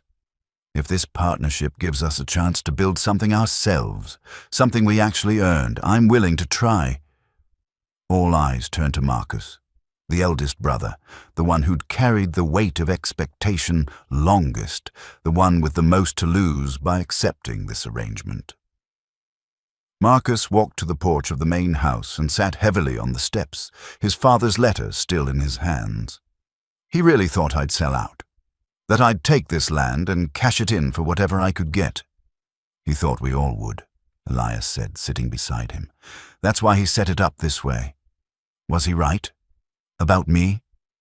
It was the most vulnerable question Elias had ever heard his brother ask. I don't know, but you don't have to be what he expected. You can be what you choose. Marcus was quiet for a long time, watching the sun lower toward the mountains. Finally, he said, I want my father's signet ring, the one with the family crest. It's yours, Elias said, confused by the request. No, I want it melted down, reformed into 3 new rings, something that marks us as partners, not rivals. Marcus looked at his brothers. If we're going to do this, we do it completely. New family, new legacy. Samuel smiled. I'd wear that ring. So would I. Elias agreed. Marcus stood, extended his hand first to Samuel, then to Elias. The handshakes were awkward, weighted with years of hurt, but they were real. Partnership, then. 3 equal parts, shared water rights. No one succeeds unless all 3 succeed. Agreed, Samuel said. Agreed, Elias echoed. Around them, the ranch hands cautiously returned to work, sensing that whatever storm had been brewing had passed. The sun continued its descent, painting the valley in shades of gold and amber. And 3 brothers who'd inherited an empire discovered that sometimes the greatest fortune isn't what you're given, but what you build together from the pieces. Martha emerged from the house, where she'd been watching from a window, and brought them coffee. She didn't say anything, but the smile on her weathered face said she'd been hoping for this outcome since the moment Jebediah Stone had sealed that letter 15 years ago. Some tests, it turned out, were designed not to prove failure, but to create the possibility of redemption. And the Stone brothers had just passed the most important test of their lives. The next 2 weeks passed in a blur of legal documents, survey work, and awkward conversations that slowly became less awkward. The Stone brothers divided their father's empire with the help of Tobias Weaver and a surveyor old Ben recommended, a young man named Thomas who'd worked with Elias in the Colorado camps and could be trusted to measure fairly. Martha insisted they take their meals together at the main house during this time. "You're going to be partners," she said firmly. "You need to learn to sit at the same table without wanting to kill each other." The first few dinners were exercises in painful silence, broken only by Martha's commentary and the clink of silverware. But gradually, conversation began. Not about the past, that territory was still too raw to navigate safely. Instead, they talked about the land, about cattle management, about the opportunities and challenges ahead. Marcus proved to have an encyclopedic knowledge of breeding lines and bloodstock quality. He'd spent 20 years turning the Stone Ranch herds into some of the finest in Wyoming, and his pride in that work was justified. Samuel had quietly become an expert in grazing management and land conservation, finding ways to prevent overuse while maximizing productivity. And Elias brought his surveying experience and his new railroad connections, seeing possibilities for how the ranch could integrate with the expanding commercial networks. Together, they were formidable. Separately, they had been fragments of their father's vision. "The north section should be yours, Marcus," Elias said one evening over maps spread across the dining table. "You've already got the infrastructure for breeding operations there. The barns, the corrals, the hands who know the work." "The southern section for Samuel," Marcus agreed, tracing boundaries. "Those are your best grazing lands, and you know every waterhole and shelter point." "Which leaves me the western section," Elias said, studying the terrain. "It's the roughest land, but it's closest to Stonegate Station. I can develop it for shorter rotations, maybe work with the railroad to establish regular shipping." "The water from Crystal Creek needs to be split 3 ways," Samuel noted, marking flow patterns. "We'll need to build new channels and gates, probably take a month of work." "Split the cost 3 ways," Marcus suggested. "And the labor. Each of us provides crews." It was the first time they'd agreed on something without argument, and the moment hung in the air like a minor miracle. Martha, listening from the kitchen doorway, allowed herself a small smile. But the most difficult discussion came when they addressed how to manage conflicts. Because conflicts would come. That was inevitable. "We need rules," Samuel said. "Clear procedures for when we disagree." "Father would have just made the decision himself," Marcus said, then caught himself. "But we're not father." "Thank God for that," Elias muttered, and to everyone's surprise, Marcus laughed. They established a simple system, majority vote on matters affecting all 3 sections, but each brother had autonomy over his own land within the partnership framework. Disputes that couldn't be resolved would go to binding arbitration. They'd already identified a territorial judge who'd agreed to serve in that role. "And the water rights," Samuel pressed. "What happens if one of us violates the partnership agreement?" The question hung heavy. This was the enforcement mechanism, the sword hanging over all their heads. Elias pulled out the deed, read the precise language his father had drafted 15 years ago. "It says, 'Shared access contingent upon mutual cooperation,'" he read. "Any breach of cooperation results in cessation of water rights for the breaching party." "So if I cheat you," Marcus said slowly, "I lose my water and my land becomes worthless." "Exactly." Father really did think of everything. He had 15 years to plan it, Elias pointed out. Most men don't get that kind of time to craft their legacy. Samuel leaned back in his chair, studying his brothers. Are we really going to do this? Trust each other with everything? I don't know, Marcus admitted. But I know I'm tired of fighting. Tired of always having to be the strongest, the smartest, the one who inherits the throne. He looked at Elias. You were right about what you said. Father made us compete for scraps of his approval. We don't have to keep playing that game. We could build something new, Elias said. Something that's actually ours. I want that, Samuel said quietly. I want to know what it feels like to succeed because of what I did, not just because of what I inherited. They signed the partnership agreement 3 weeks after Jebediah's death in Tobias Weaver's office, with Martha and Old Ben serving as witnesses. The document was 20 pages long, covering every contingency they could imagine. At the bottom, 3 signatures: Marcus Stone, Samuel Stone, Elias Stone, brothers and partners. Your father would be proud, Tobias said as he notarized the final page. Or surprised. Possibly both. He'd probably find a way to criticize it, Marcus said, but without the bitterness that would have colored those words a month ago. The signet ring arrived from the blacksmith the following week. Marcus had commissioned a local craftsman who'd studied metalwork in Philadelphia. The man had melted down their father's heavy gold ring, the one that had marked Jebediah Stone as the patriarch of a Western empire, and reformed the metal into 3 simple silver bands. Each ring was identical, engraved with the same message. Stone Brothers, 1882. They held the ceremony at their father's grave on a morning when spring was giving way to summer. The 3 brothers stood before the simple headstone, each holding a ring. I don't know if you can hear this, Marcus said, addressing the grave.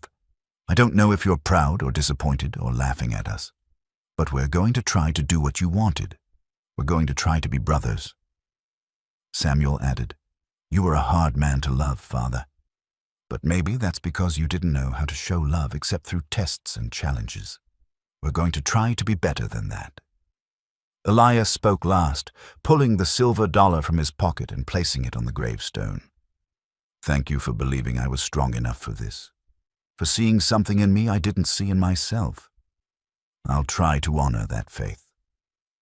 They placed the rings on their fingers together, a synchronized gesture that felt both silly and profound. The metal was cool and unfamiliar, but already beginning to warm with body heat.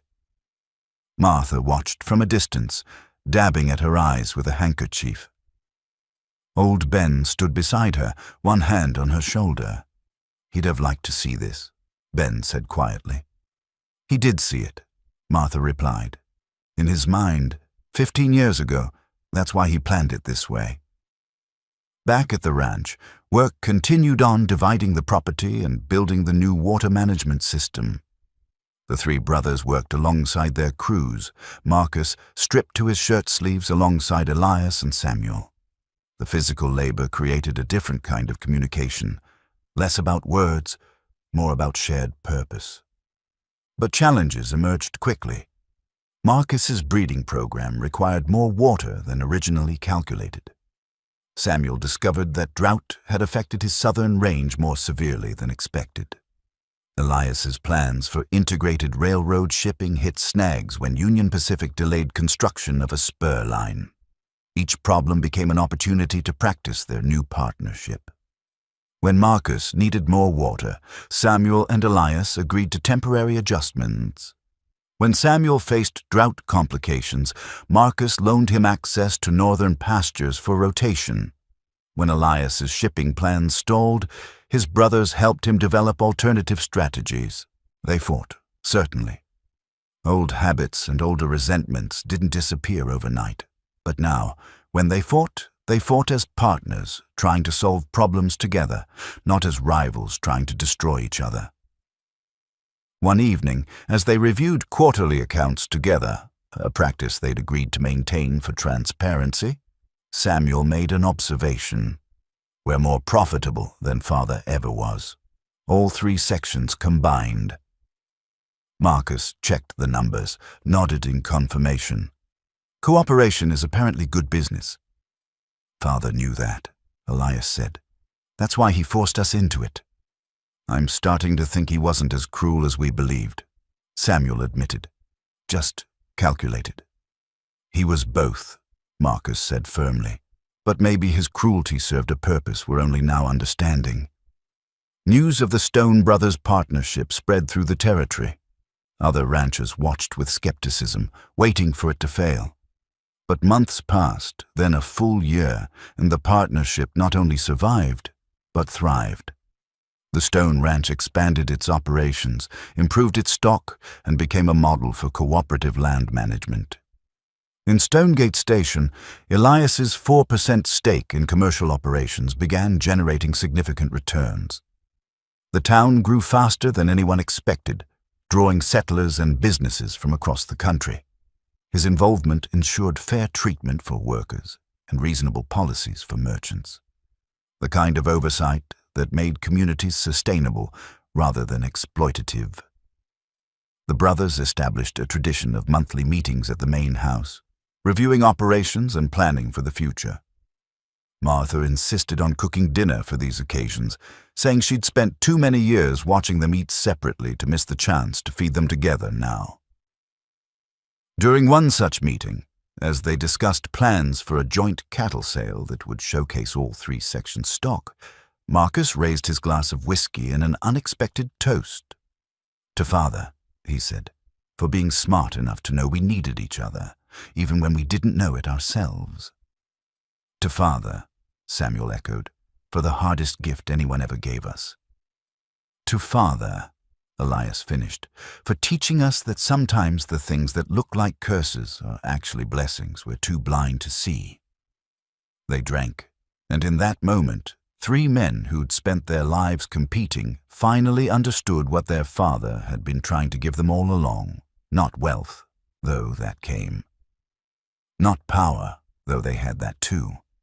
But something far more valuable and infinitely more rare. A family, tested and refined and made stronger by the very trials that should have broken them. Outside, the Wyoming wind swept across the ranch, carrying the scent of sage and distant rain. The mountains stood eternal and unchanging, keeping their secrets, and somewhere, perhaps, Jebediah Stone rested easier, knowing that his gamble had paid off in ways even his calculating mind might not have fully anticipated.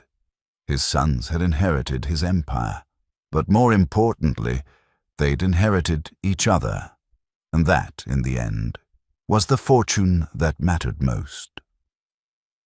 The crisis came in the 2nd year of their partnership, during the harshest winter Wyoming had seen in a generation. Snow fell in October and didn't stop until March. Temperatures plunged to depths that killed cattle and broke the spirits of even experienced ranchers. The Stone Ranch, divided into 3 sections with 3 different management styles, faced the storm from 3 different angles. Marcus's breeding stock, valuable but vulnerable, needed constant shelter and supplemental feed. Samuel's range cattle, hardier but more exposed, required moving to protected valleys and careful monitoring. Elias's western section, still being developed, had the fewest animals but the roughest terrain. The water system they'd built together froze solid in December. The channels that distributed Crystal Creek's flow to all 3 sections became useless lines of ice. Each brother faced the same terrible calculation. Limited water sources, animals dying of thirst despite snow all around them, and the knowledge that any attempt to redirect water to his own section would violate their partnership agreement. Marcus was the first to call an emergency meeting. He rode through a blizzard to reach the main house, where Martha had kept fires burning and coffee hot despite the depleted wood supply. Samuel arrived an hour later, his face red from windburn. Elias came last, having traveled the farthest through the worst conditions. "We're losing 10 head a day," Marcus said without preamble, wrapping his hands around a coffee mug.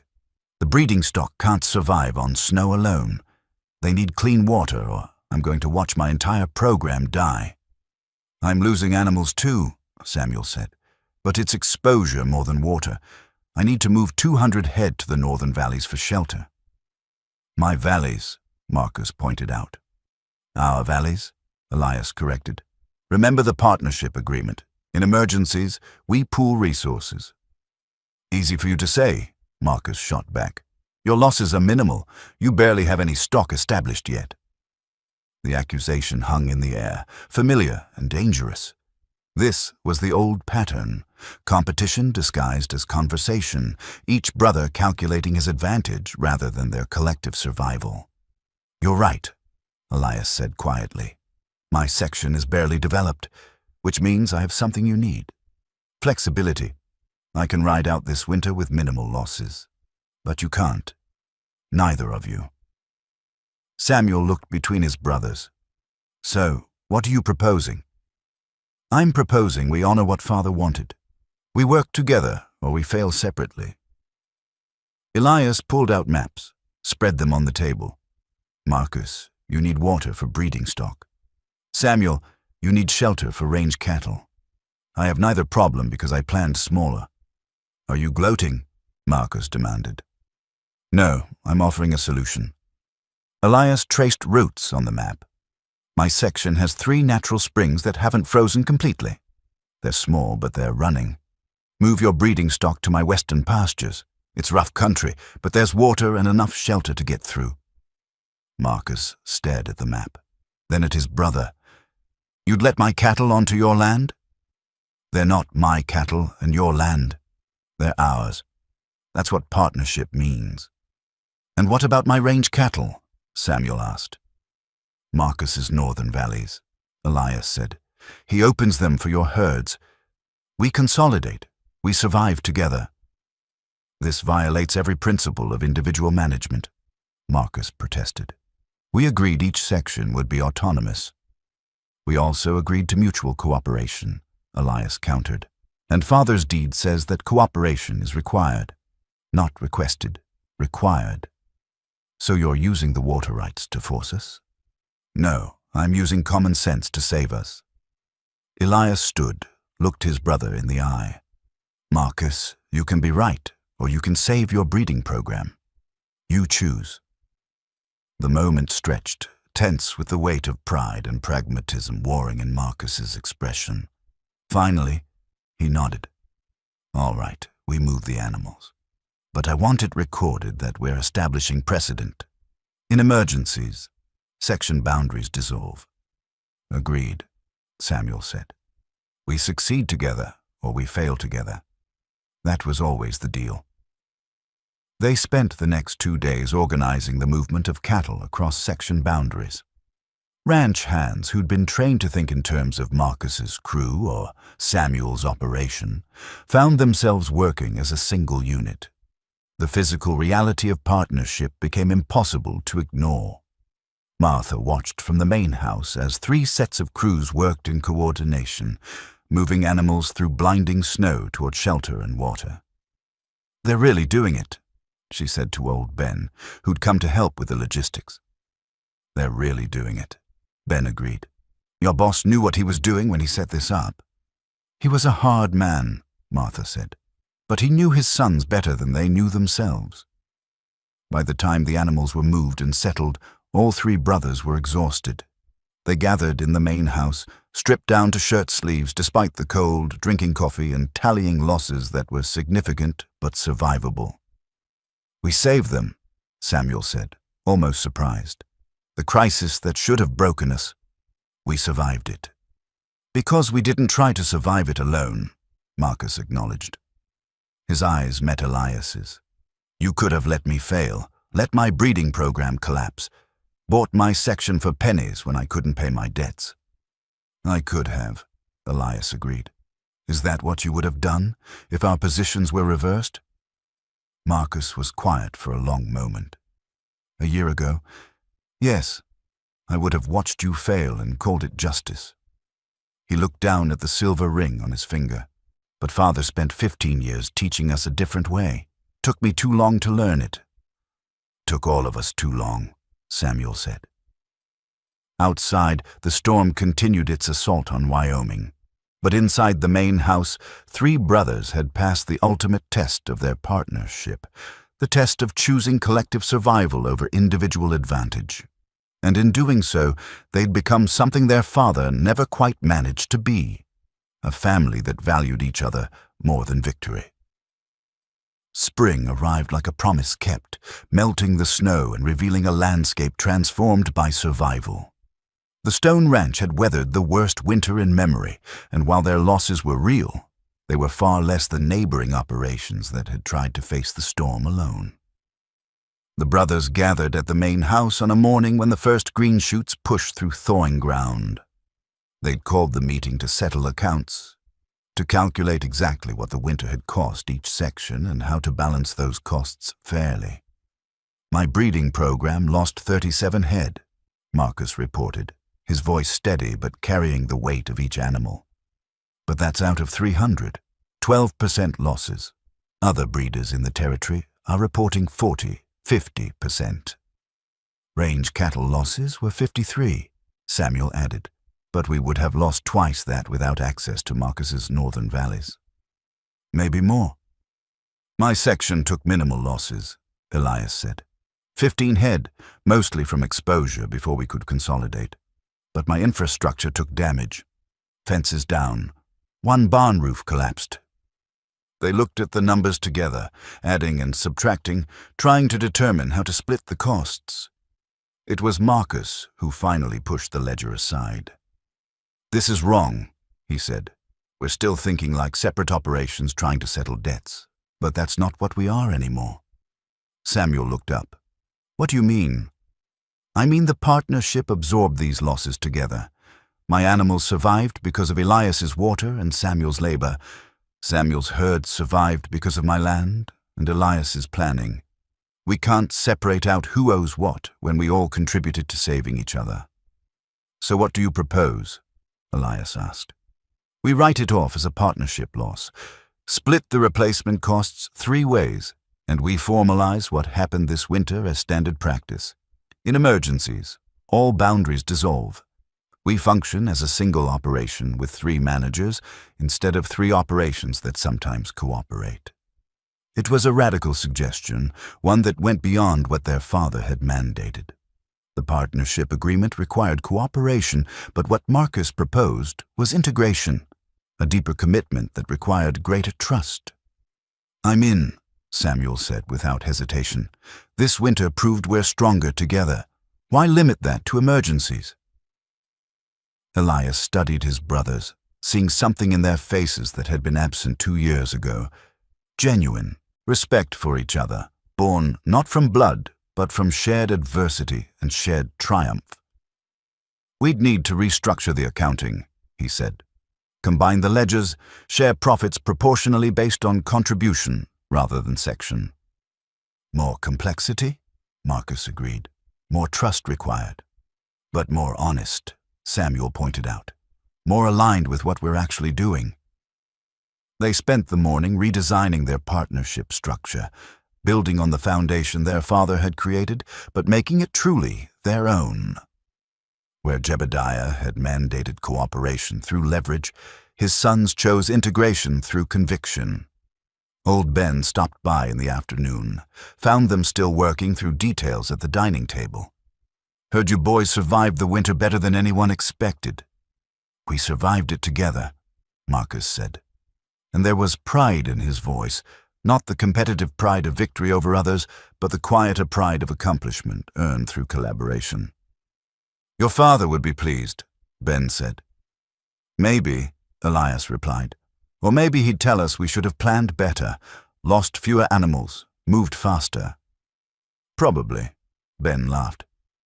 "But he'd still be pleased. Seeing you 3 work as a unit, that was always his goal." After Ben left, Samuel voiced something that had been nagging at all of them. "Do you think he knew?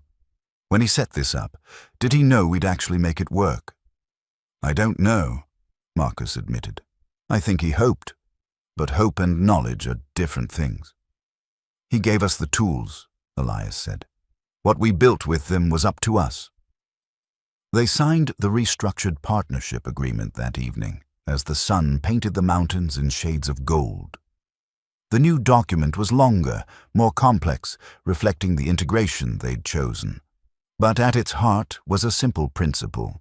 The Stone brothers succeeded or failed as one. Martha served dinner that night, a celebration meal she'd been planning since the snow began to melt. Pot roast with vegetables from her winter stores, fresh bread, and pie made with preserves she'd been saving for a special occasion. To survival, Marcus toasted, raising his glass. To partnership, Samuel added. To family, Elias finished. The kind we choose to be, not just the kind we're born into. They drank, and the evening settled into comfortable conversation. They talked about spring plans, calving season, planting, repairs needed after the harsh winter. But underlying all of it was a new confidence, a sense that they'd passed through fire and emerged not just intact, but stronger. Outside, the ranch spread beneath gathering stars.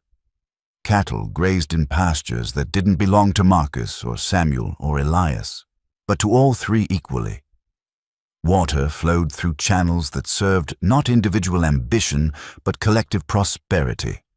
And in the mountains beyond, Stonegate Station grew and thrived under Elias's watchful management, connected now to the ranch not just through ownership, but through genuine care for community. The Stone Empire hadn't just survived its founder's death. It had been reborn through his son's willingness to become something better than he'd been, not just powerful or wealthy, but truly united.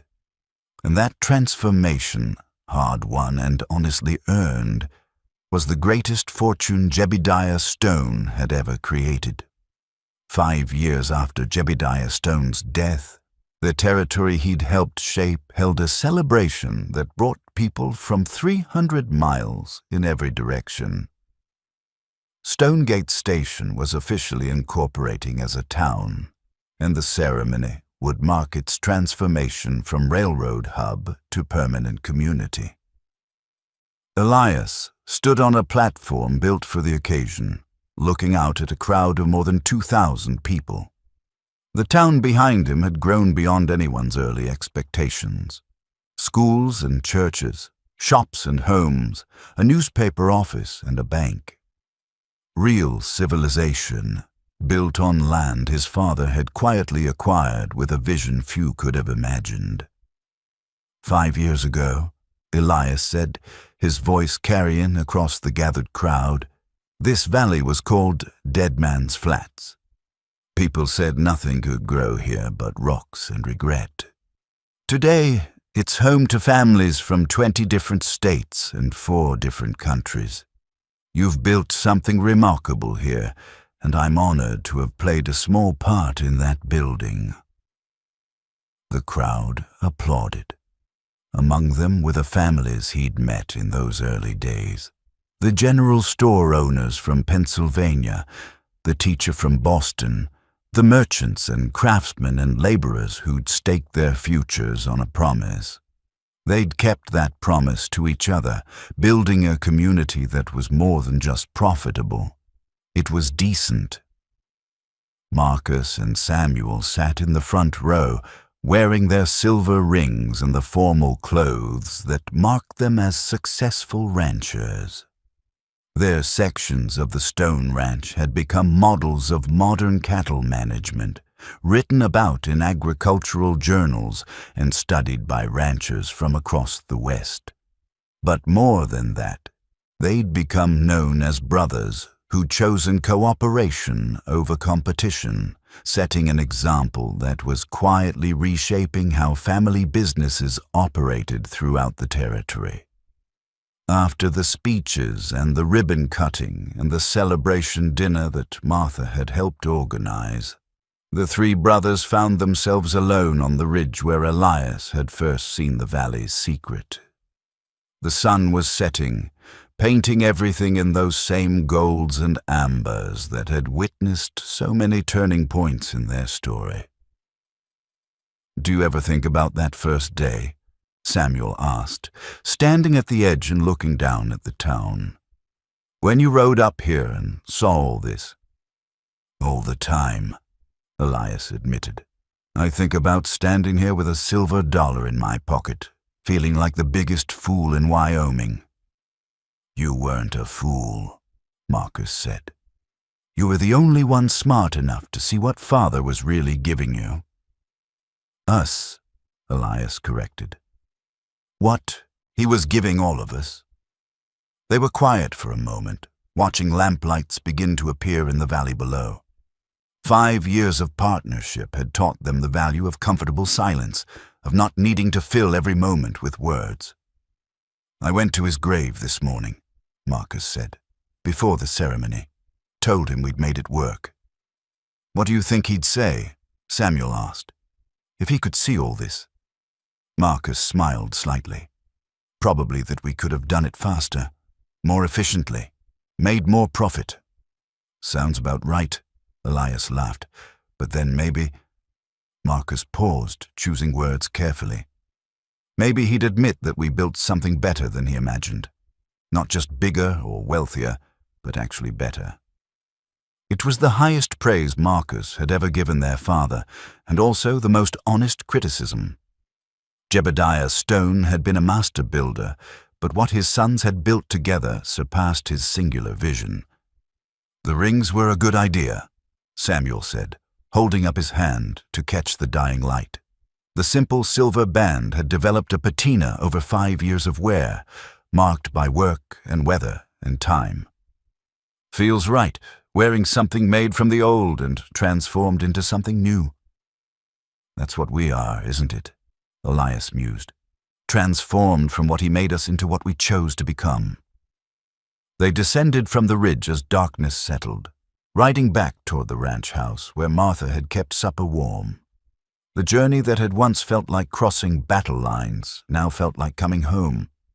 They talked easily about plans for the coming year, new breeding experiments Marcus wanted to try, water conservation methods Samuel had been researching, expansion opportunities in Stonegate Station that Elias was negotiating. At the ranch, lights glowed in the main house. Martha met them at the door, older now but still sharp-eyed and formidable. "About time," she said. "Food's been ready for an hour." "We were paying our respects," Marcus explained. "To who?" "To Father. To the man who was smart enough to force us to become brothers." Martha's expression softened. "He'd be proud of you boys, all 3 of you." She paused. "He'd never say it, mind you, but he'd be proud."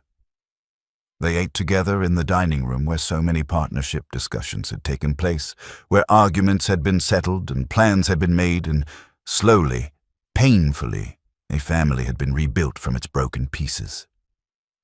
After dinner, Elias walked to the study, the room that had been his father's domain for 3 decades. The old leather journal sat on the desk where he'd left it that morning, open to one of the last entries Jebediah had made before his death. "The boy doesn't know his own strength," the entry read. "He thinks I've pushed him away, but I've been pushing him toward something greater than he can see. If my calculations are correct, he'll be angry when he learns the truth. But anger can be refined into purpose.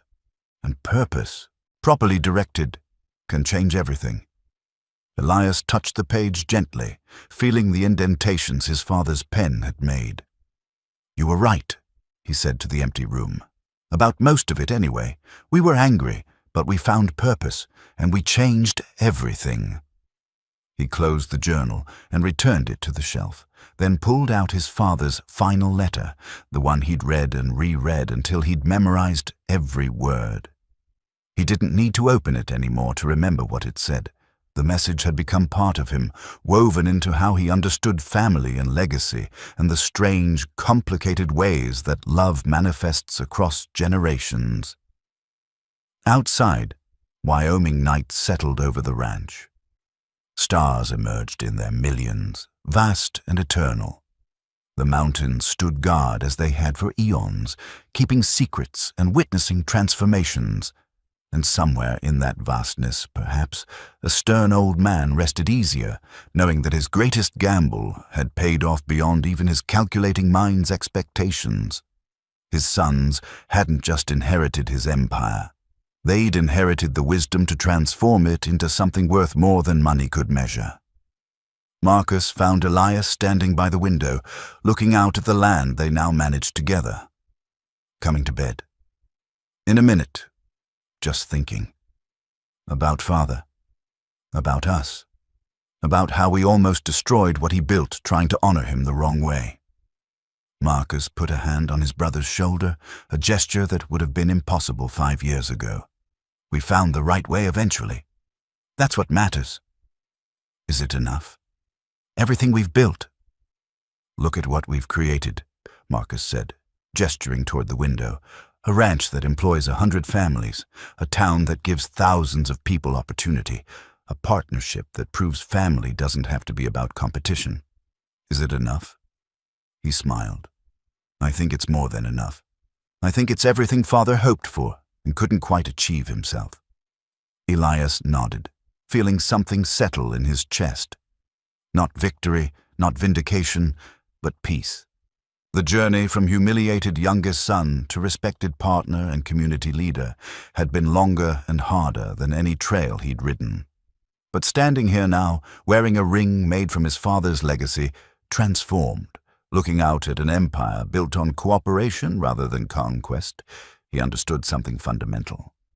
Sometimes the greatest treasures are the ones everyone overlooks, including the family standing right beside you, ready to build something better than any of you could build alone. That lesson, learned painfully and honestly over 5 years of choosing each other again and again, was worth more than all the land and water and railroad towns combined. It was, quite simply, the fortune that mattered most.